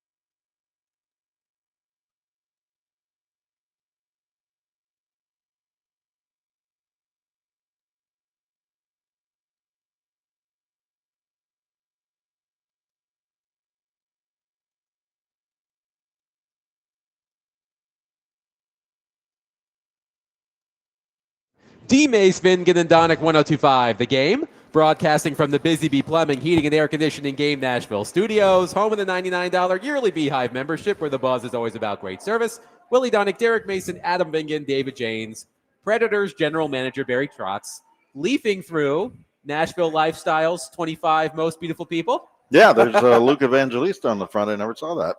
It looks really good. He looks great, actually. He does. I didn't make the cut, unfortunately. Yeah, I didn't make the cut either. It does say most beautiful people. That's why he didn't make it. That is true. Nobody has ever confused me for being beautiful. Barry, with the Tampa Bay Lightning in town tonight, I want to start on Steven Stamkos. Yeah. And I'll level with you. I'm beginning to wonder if Steven Stamkos has lost a step. 1 goal, 2 points in 10 games. I acknowledge that some bad luck, could be involved, but I feel like I haven't noticed him as much on the ice. Andrew Burnett has moved him all over the lineup. He's back at center now. Yeah. Nothing seems to be working. What more can you do to get him going, and how concerned are you by the start to his season? Well, you're always concerned all the time when you want everybody going. I just find that for the most part, in all my coaching career, it's a little bit like whack-a-mole. You can get 3 lines going. You can't get all 4 lines, and if you do, you're going to probably go on a decent run. But that's, a lot of times it doesn't get going. I think with Steven, I still think that he's got the hockey IQ. He's still got the shot. He can still skate. You know, you look on the tracking models, when he goes, he can go. I just think he's watching the game a little bit. Sometimes you get in your own head because it's not happening as easy for you. And then obviously Andrew's been moving him around. And sometimes as you move around the player, he can feel it too. You're trying to get me going, and I can't produce, or haven't been able to at this point. I sort of look through the whole long process. So, we asked all our veteran players, hey, in our mind's eye, we'd like to have a young guy in each line, 2 veterans and a young guy, and they bought in. They really have. Starting with Steven and Marchie and Roman, I go O'Reilly. They all bought in big time, and they said, yeah, absolutely, that's where we got to go if we're going to be successful. And so what happened, he started with Svechkov as on his line, and we went through all the lines, and then the missing piece was Luke, not at training camp. And now I'm looking at the 3 players. There's 3 players I'd really like to get going a little bit and piece together. All 3 of those guys haven't had the start that we all like. So maybe there's something to that. But I think over time, you look at Steven, probably you could say I don't know if he's been a slow starter over his career, but at the same time, I feel pretty strongly that when all the dust settles, he's going to get his share of points, and he's going to be a big factor for us. We had Sportsnet's Elliot Freeman on the program on Thursday. We have him every Thursday. We were talking about Stamkos, and he wondered if, depending on how things go with the team, if there will come a point when you and Stamkos have to sit down and discuss which path is best for him and the organization moving forward. Is that something that's crossed your mind? I think of everything all the time. To say it hasn't, it would be a lie. But at the same time, I try to prepare for everything. I'm not looking to do anything there. I do make sure that Steven can make his mark here. I mean, that was one of the reasons that I wanted to get Steven, is that, I knew it was going to be a tough process coming from Tampa Bay, where he was drafted, where he lived, where he's going to probably retire. And there was a lot of bonds and a lot of successes and a lot of water under the bridge in terms of his time there. And then I knew there was going to be an adjustment period. And then I was hoping that Stammer could really make his mark here. He could, I think at some point they're probably going to put up a statue up in Tampa Bay, or he's going to go in their Wall of Fame or the Ring of Honor, whatever you want to call it. For sure, his jersey's going to get retired there. But I really felt strongly like he can be a guy that can make a mark here, and I believe it right now, and I'm hoping that his mark is not only producing on the ice, but getting us to the next level with our young guys. You mentioned, Barry, trying to get him going, using him in different roles. And I know you've said before that ideally you were hoping that he wouldn't have to play center. But Yeah. So what did you see the other night? Talking to Andrew Burnett, he seemed somewhat encouraged. He thinks this could be a good thing, at least for now, of something that could jumpstart him. Well, one of the things that when a player is say in his own, not in his own way, but struggling a little bit, sometimes you take them out of their zone. I think you get in a little bit of rut. Like we watched a lot of Stammer, and I go by and I ask the coaches what they see and all that, and they felt that he was just getting a little bit paralyzed with the game and watching the game rather than just participating the way he usually does. So they felt really strongly, and Svetch wasn't really going really well as well. That they said, you know what, maybe we can get Stammer going and we'll put him in the middle. He seems to skate more in the middle. He has the puck more in the middle, and that's where he gets excited, and that's where he's been productive. So I like the move by Andrew, actually putting a Stammer in the middle to sort of try to reinvent a little bit and look at the game a little different. I do know this: the good things happen when you can get the puck in Steven Stamkos's hand. I watch our power play. The early struggles that we had. He never had the puck. He never got the puck. So how are you going to be productive? So that's not only on Steven, that's on the whole group to get him the puck. I mean, he does one thing very, very well, and he shoots it and he can make plays from it. But you can't do any of that if you don't have the puck. So a little bit goes on everything. Maybe with Svetch being a left-handed guy, he's sometimes maybe defaulting, hanging on to it, and not giving up to the Stammer side enough, and then all of a sudden you become a irrelevant player. It's like in football, we have you have your receivers go out, you're targeting the primary guy the whole time, and everybody else is fantasy. So people defer to different guys just because of the if they're left-handed, right-handed a little bit more. Where you get the puck on the ice, what you see when you move it. I think Stammer really needs to play a give and go guy. And if there's one thing I'd like to see Svetch do is give and go a little bit more. So maybe it's as simple as that. We just got to, take a little break from each other, just sort of reset and go from there. And I know that's what they're doing with Svetch, because he's a young player and he wants to be productive, but he hasn't been very productive at this point.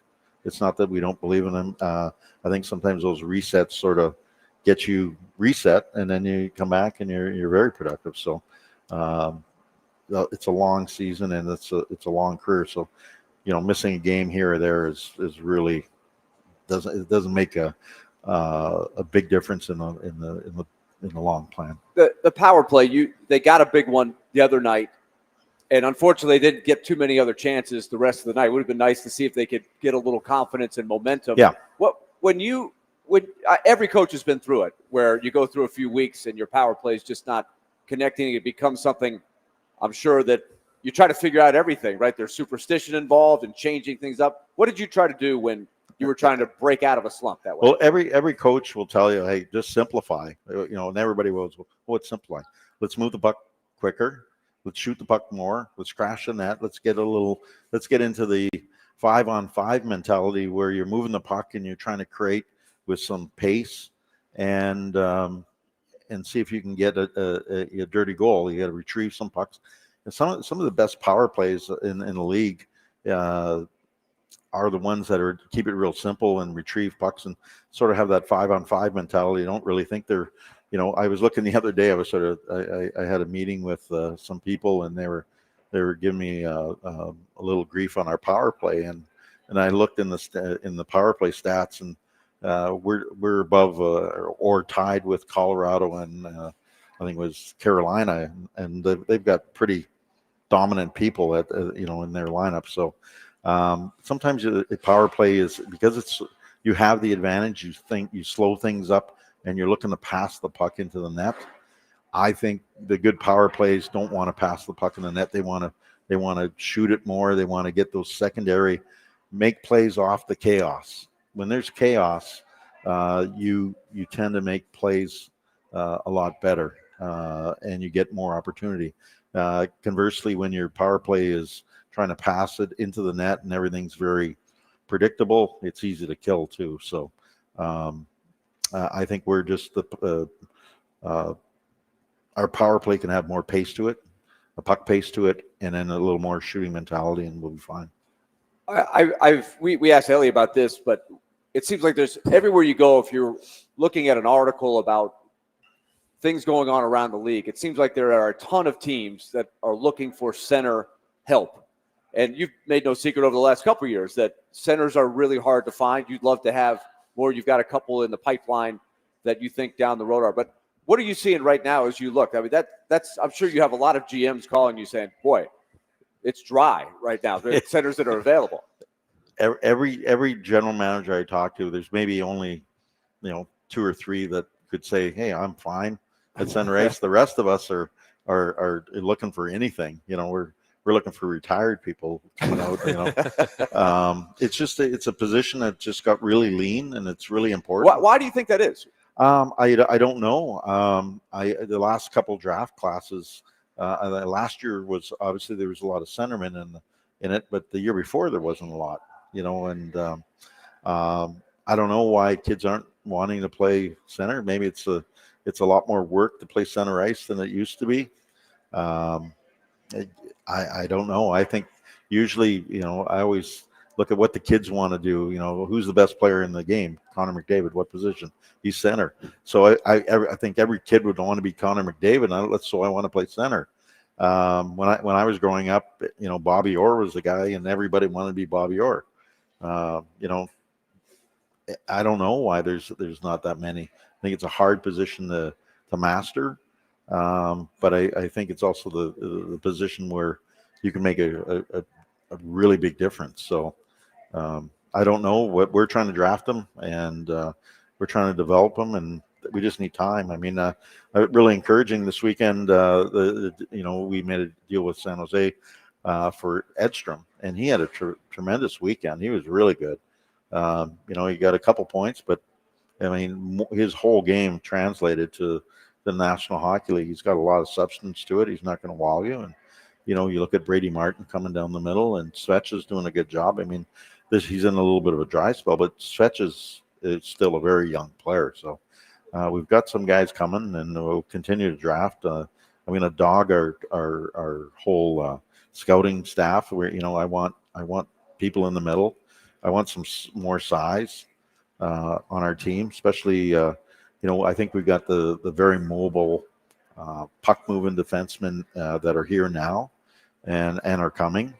I want more size. I need more Nick Hagues and Perbix type of players in our system.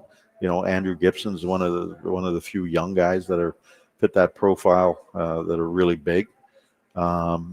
So we're continuing to build there, but I think we got the smaller skilled wingers down right now. Barry Trotz is with us. Correct me if I'm wrong, Barry. Did Bill Haslam join the team on the Canadian road trip a couple of weeks ago? Yes, he was with us, and then he left us at the end. Yes. What is it like when the owner joins the team on the road, and what were his observations about how things are going? Well, that's probably a better question for Bill Haslam than it is for Barry Trotz, but I can tell you that Bill Haslam is a great owner. He's a fan as well, and he wants nothing better for us to do well, nothing better for giving our players all the tools to succeed, and wanting a plan for the future of where we want to go. So, when we are together, we talk about, what I'm trying to do, why I'm trying to do it.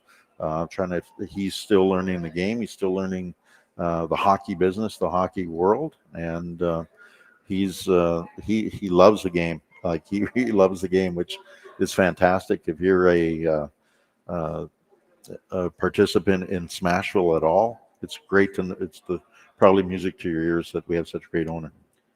When you evaluate the team's performance, how much emphasis do you place on winning versus the process, regardless of the result? And where have you seen the most improvement in the overall process so far this season? Well, I always look at the process. I shouldn't say I always do. When I was younger, I always looked about wins and losses because you just that's all that you care about. because I think when you're young, you're worried about your job all the time. As I got older, I figured the process always overran everything, because I know when I've come into games, after games, I've come into, we've played a bad game, I'll rip into our guys. If we've won, I'll rip into them. If we've played a great game and lost, I'll praise them. I think you have to be, if everything's just on wins and losses, then it's really going to be hard. Probably from a fan standpoint, that's the most important thing. But from a management standpoint and a building, I don't want to build a team that's just going to make the playoffs. I want to build a team that could eventually win a cup, and that process is going to take some time. But yeah, I always look at the process. Are you playing well? Are you playing together? Not everybody's going to be perfect. I mean, if everybody was perfect, we'd never both teams would never score a goal. So there's going to be a lot of mistakes. It looks really easy when I'm in the crow's nest. Now the game's so easy from up there, but when you're behind the bench and you're playing the game, the angles, the speed, guys bearing down at you, the puck's bouncing, a guy gives you a pass and it's not flat. You don't see a guy because the ref's in front of you. There's so many things going on that it is such a hard game to perfect. And so you always hear about coaches. We got to simplify our game. We got to eliminate our mistakes.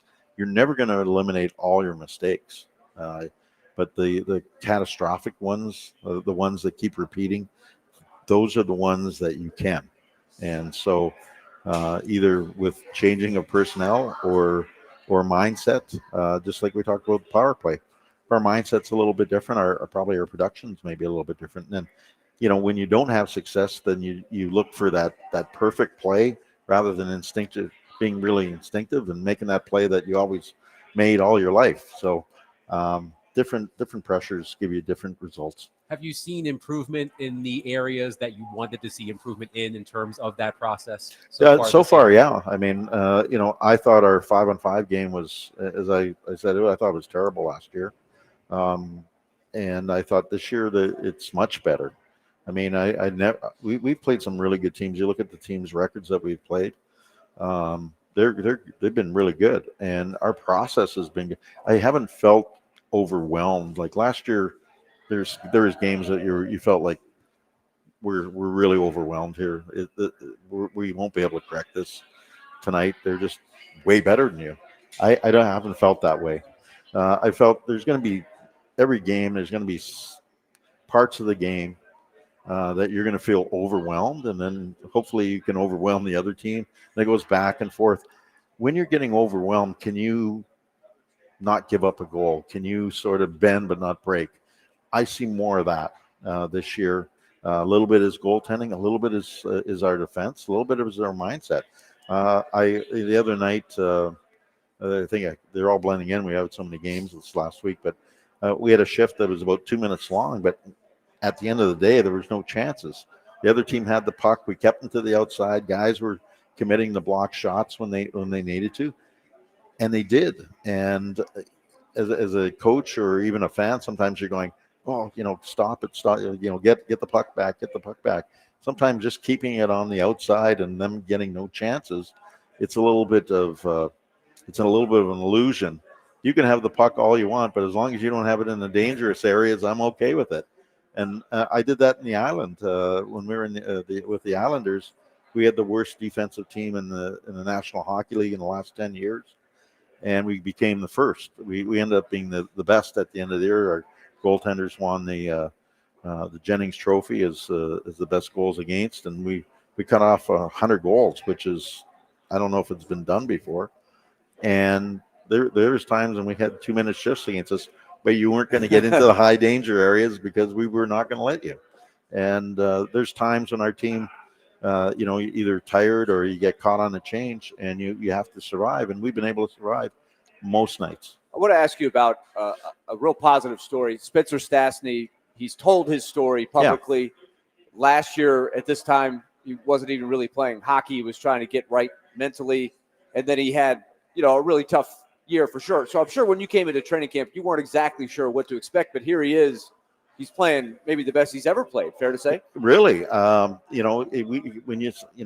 am so proud of Spencer for coming out and telling his story, because it takes a lot of courage to talk about that journey. Some of the things that he really didn't train, didn't want to be here. He knew he was gonna, maybe retire, all that, and to see him walking around with a smile on his face and having joy when he plays, and joy just being on a day-to-day basis of being part of the Nashville Predators. I think it's such a great story. And then the other thing that I like about him is he looks so much more powerful because he's put the time and effort into it.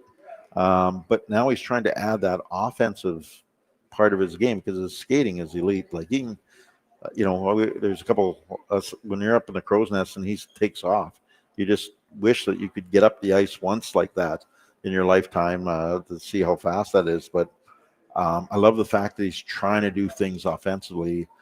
Before, he would just play a safe game. He'd once in a while jump up, but really wasn't a threat. Now he's becoming a threat, more and more of a threat. And he always was a guy that can defend well and transport the puck. So he's getting a real good foundation for being a good defenseman.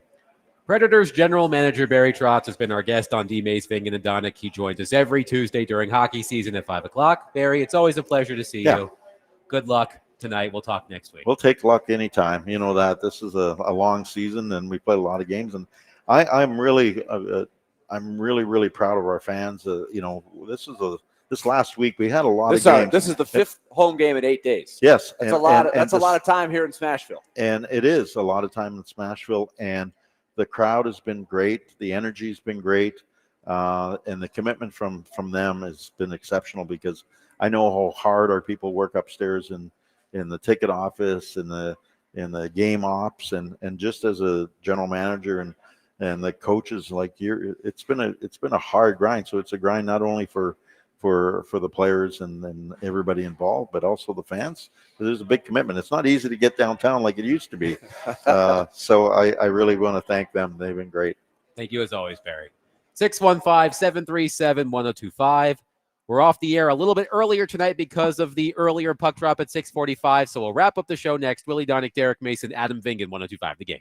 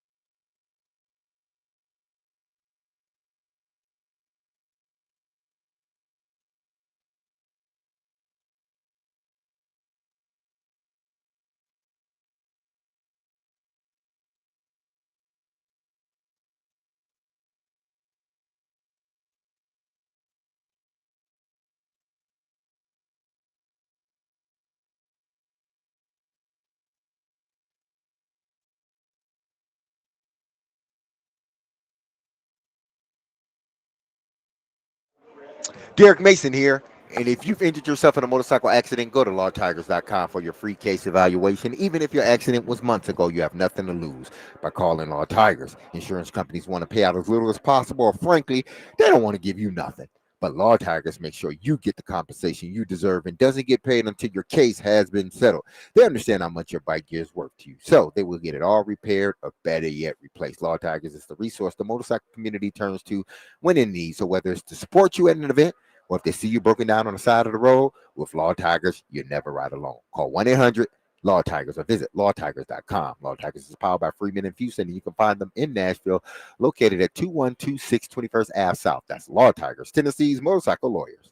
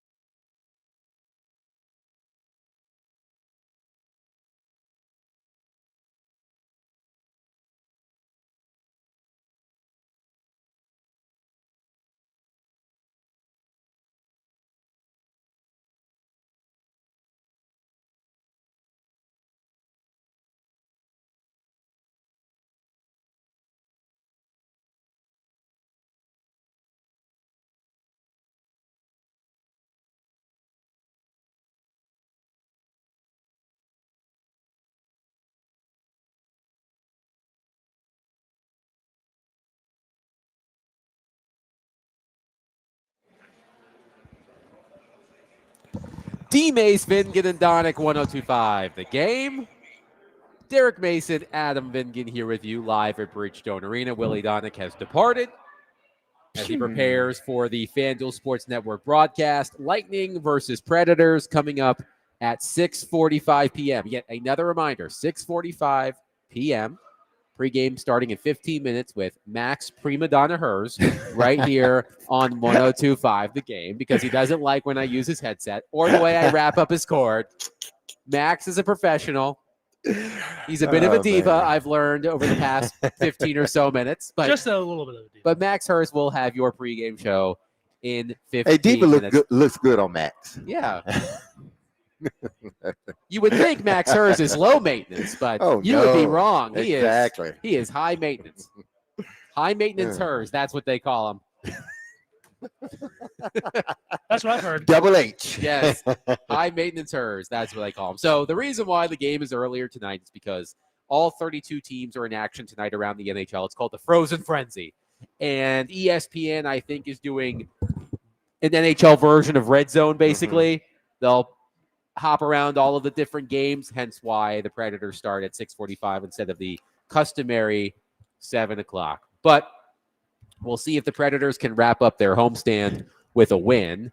If my math is right, they are 2-2 on the homestand. Yep, they are. Losses to the Ducks, wins against the Canucks and the Kings, a 9-round shootout win on Saturday, and they lost to the Dallas Stars on Sunday. But Steven Stamkos' old teammates are in town with the Tampa Bay Lightning, and that game is coming up again at 6:45. Interested to see how Steven Stamkos does. I asked Barry Trotz about Steven Stamkos. I'll admit I'm a bit concerned about Steven Stamkos. He hasn't looked like the Steven Stamkos that the Tampa Bay Lightning fans that they see on the concourse here were accustomed to watching over 15-plus years in Tampa Bay. We'll see if Steven Stamkos can get off the schneid tonight against his old team. Let's get back to some of your reaction. We've had a very busy show. We've talked Titans and the trade deadline. The NFL trade deadline is a week from today. We've talked about Vanderbilt and the college football playoff. Trevor Maddich joined us as well. Here's one text we didn't get to. One texter wants your opinion, Derek. Femi Oladejo had 5 solo tackles, 13 total tackles, and no sacks, and is now on IR with a calf injury. How much did the scouts weigh in on deciding to use a valuable second-round pick on a project rather than getting a proven talent in the draft? Or was this a Brinker-Borgandi decision? I've not heard anyone touch on the lack of production from Derek Morgan 2.0. I can tell you, they were high on him. He looks the part. Yeah, he looks the part. They knew that he was playing a different position. They knew that this would be a project, that he's a guy that has tremendous upside. But just because you have tremendous upside doesn't mean you can't fulfill that upside. So what they did with drafting him, it was a gamble. They're rolling dice, and they're betting that, with this athletic talent and his measurables, that he will be a good player eventually. So listen, you can't, as much as the Titans wanted us to look at him and say, oh, he's going to be our guy this year. He's going to get sacks. He's a guy that's learning a new position, and he's raw. He should have been a guy that they allowed just to develop and throw him in a few times, but he shouldn't be the guy that you're asking, go get me sacks. Does he have the potential to do it? Yeah, but potential is nothing if you can't make it all come together. I'm not saying this young man will not end up being good, but this year was just a rookie year for him, especially it compounds it when you're just learning a new position. So I'm not sure how good Femi will be. He has some flashes here and there, but he still struggled to get to the quarterback. He still struggled at reading what the offense is doing. And he gets caught in situations that rookies get caught in. So hopefully, him on IR, he can learn even more. And then I'm not looking for him to be this all-world guy this year. This is a 2 to 3 year project with Femi. That's what it is. And that's what they don't want to tell you. They hope he hits next year or as the season continues to go. But this was a 2 to 3 year project. That's all it was. And they hoping that he is more closer to what they thought he was than not. My question, though, and this is a question that a lot of Titans fans had earlier in the season, and I don't know the answer to this. How often are projects taken as high in the draft as Femi Oladejo? I think that's what some Titans fans are upset about with the selection of Femi Oladejo. If you knew he was switching positions, which he did near the end of his college career, yes. If you knew all of that, why use a premium pick on him? Although, to be fair, if you look at mock drafts, pull up the final mock drafts. Everybody had around high. the NFL. He was a second or third Yes. round player. But that's the concern I hear from a lot of Titans fans is, well, if he was going to be a project, why spend a second round pick on a project? A lot of teams do it. We may not hear about it, but a lot of teams do it. A lot of teams, look at the potential of a player and they try to estimate, how long or predict how long it will take for that player to reach that potential. And some guys reach it faster than others, and some guys never reach it at all. But a lot of these guys, the caller would be more surprised, or the texter, excuse me, would be more surprised because it happens more times than not. Whether it's the third round, because you got to understand now, the way these drafts are and the way and how it's so important to build a team, really that first 4 rounds, those are critical rounds. And if you go through everybody's draft, I would say over the last 10 years, I'm sure he would be surprised there are more projects drafted in the first 4 rounds than there aren't. David James has brought to my attention this from the ESPN PR team. Easy for me to say. This is what I love about public relations. The way that they can spin certain things. College game day's trip to Vanderbilt scored the most watched Week 9 episode ever. Now, I'm not going to go back through every Week 9 and see where they went, but according to ESPN PR, College Game Day's trip to Vanderbilt scored the most watched Week 9 episode ever. 2.5 million average viewers, a peak of 3.5 million. 3.2 million final hour plus viewers, beating the competition by 153%. Okay, let's see. Most watched Week 9 episode ever, up 28% over 24 Week 9 at Indiana. So I'm going to go back and look at which team the Hoosiers played in Week 9 last year. That is true cherry picking, but I like it. Yes. Because it's Vanderbilt. I like it. Yes. So, but that is a lot of people watched, which is good. Exactly. A lot of people watched. That's all that matters. Watched, I don't which care. Is good. I don't care if it was the most watched on a Saturday when the moon didn't shine as brightest and the sun wasn't out. I don't care. They still hold that record. Okay, if my math is right, Derek Mason, Week 9 last season, well, that can't be right. Because they was on the road at Michigan State. It would have been maybe the home game against Washington. They played Washington at home on October 26th. That sounds right. And Indiana won 31-17. So I guess Vanderbilt, Missouri was more appealing than Indiana, Washington. Oh, you dang sure it was. Who wants to see Washington play? I don't know. People from Washington. Well, that's it. So everybody was watching Vanderbilt. So congratulations to Vanderbilt. The most watched Week 9 episode of College Game Day. I'm taking it. I am taking it. I'm going to take that and I'm going to run with it. Okay. Small victories. Exactly. Thank you, David. Look, small victories. 2.5 million average viewers, peak of 3.5 million. That's great. And Willie detailed his experience from College Game Day last over the weekend. He talked about it yesterday on the show, and it looked great on television. Yeah, it did. So kudos to Vanderbilt. Hair Metal Henry on our text line says, that's like saying Week 9 of my wife's pregnancy was the best Week 9 of pregnancies everywhere. And it could have been. You just never know. In my experience, stats for it yet. In my experience, Week 9 of pregnancy, I'm judging based on my wife's pregnancies. It's not good. It's not been good. so long for me. I couldn't tell you what a week 9 pregnancy looked like. So it's been so long for me. Yeah, well, I mean, listen, that's another thing Vandy can hold on to. Yes, we were the most watched week 9 episode of College Game Day ever. Exactly. Can Kudos you fit to that Vandy. on a banner somewhere on campus? I can try if you want. It's a little wordy.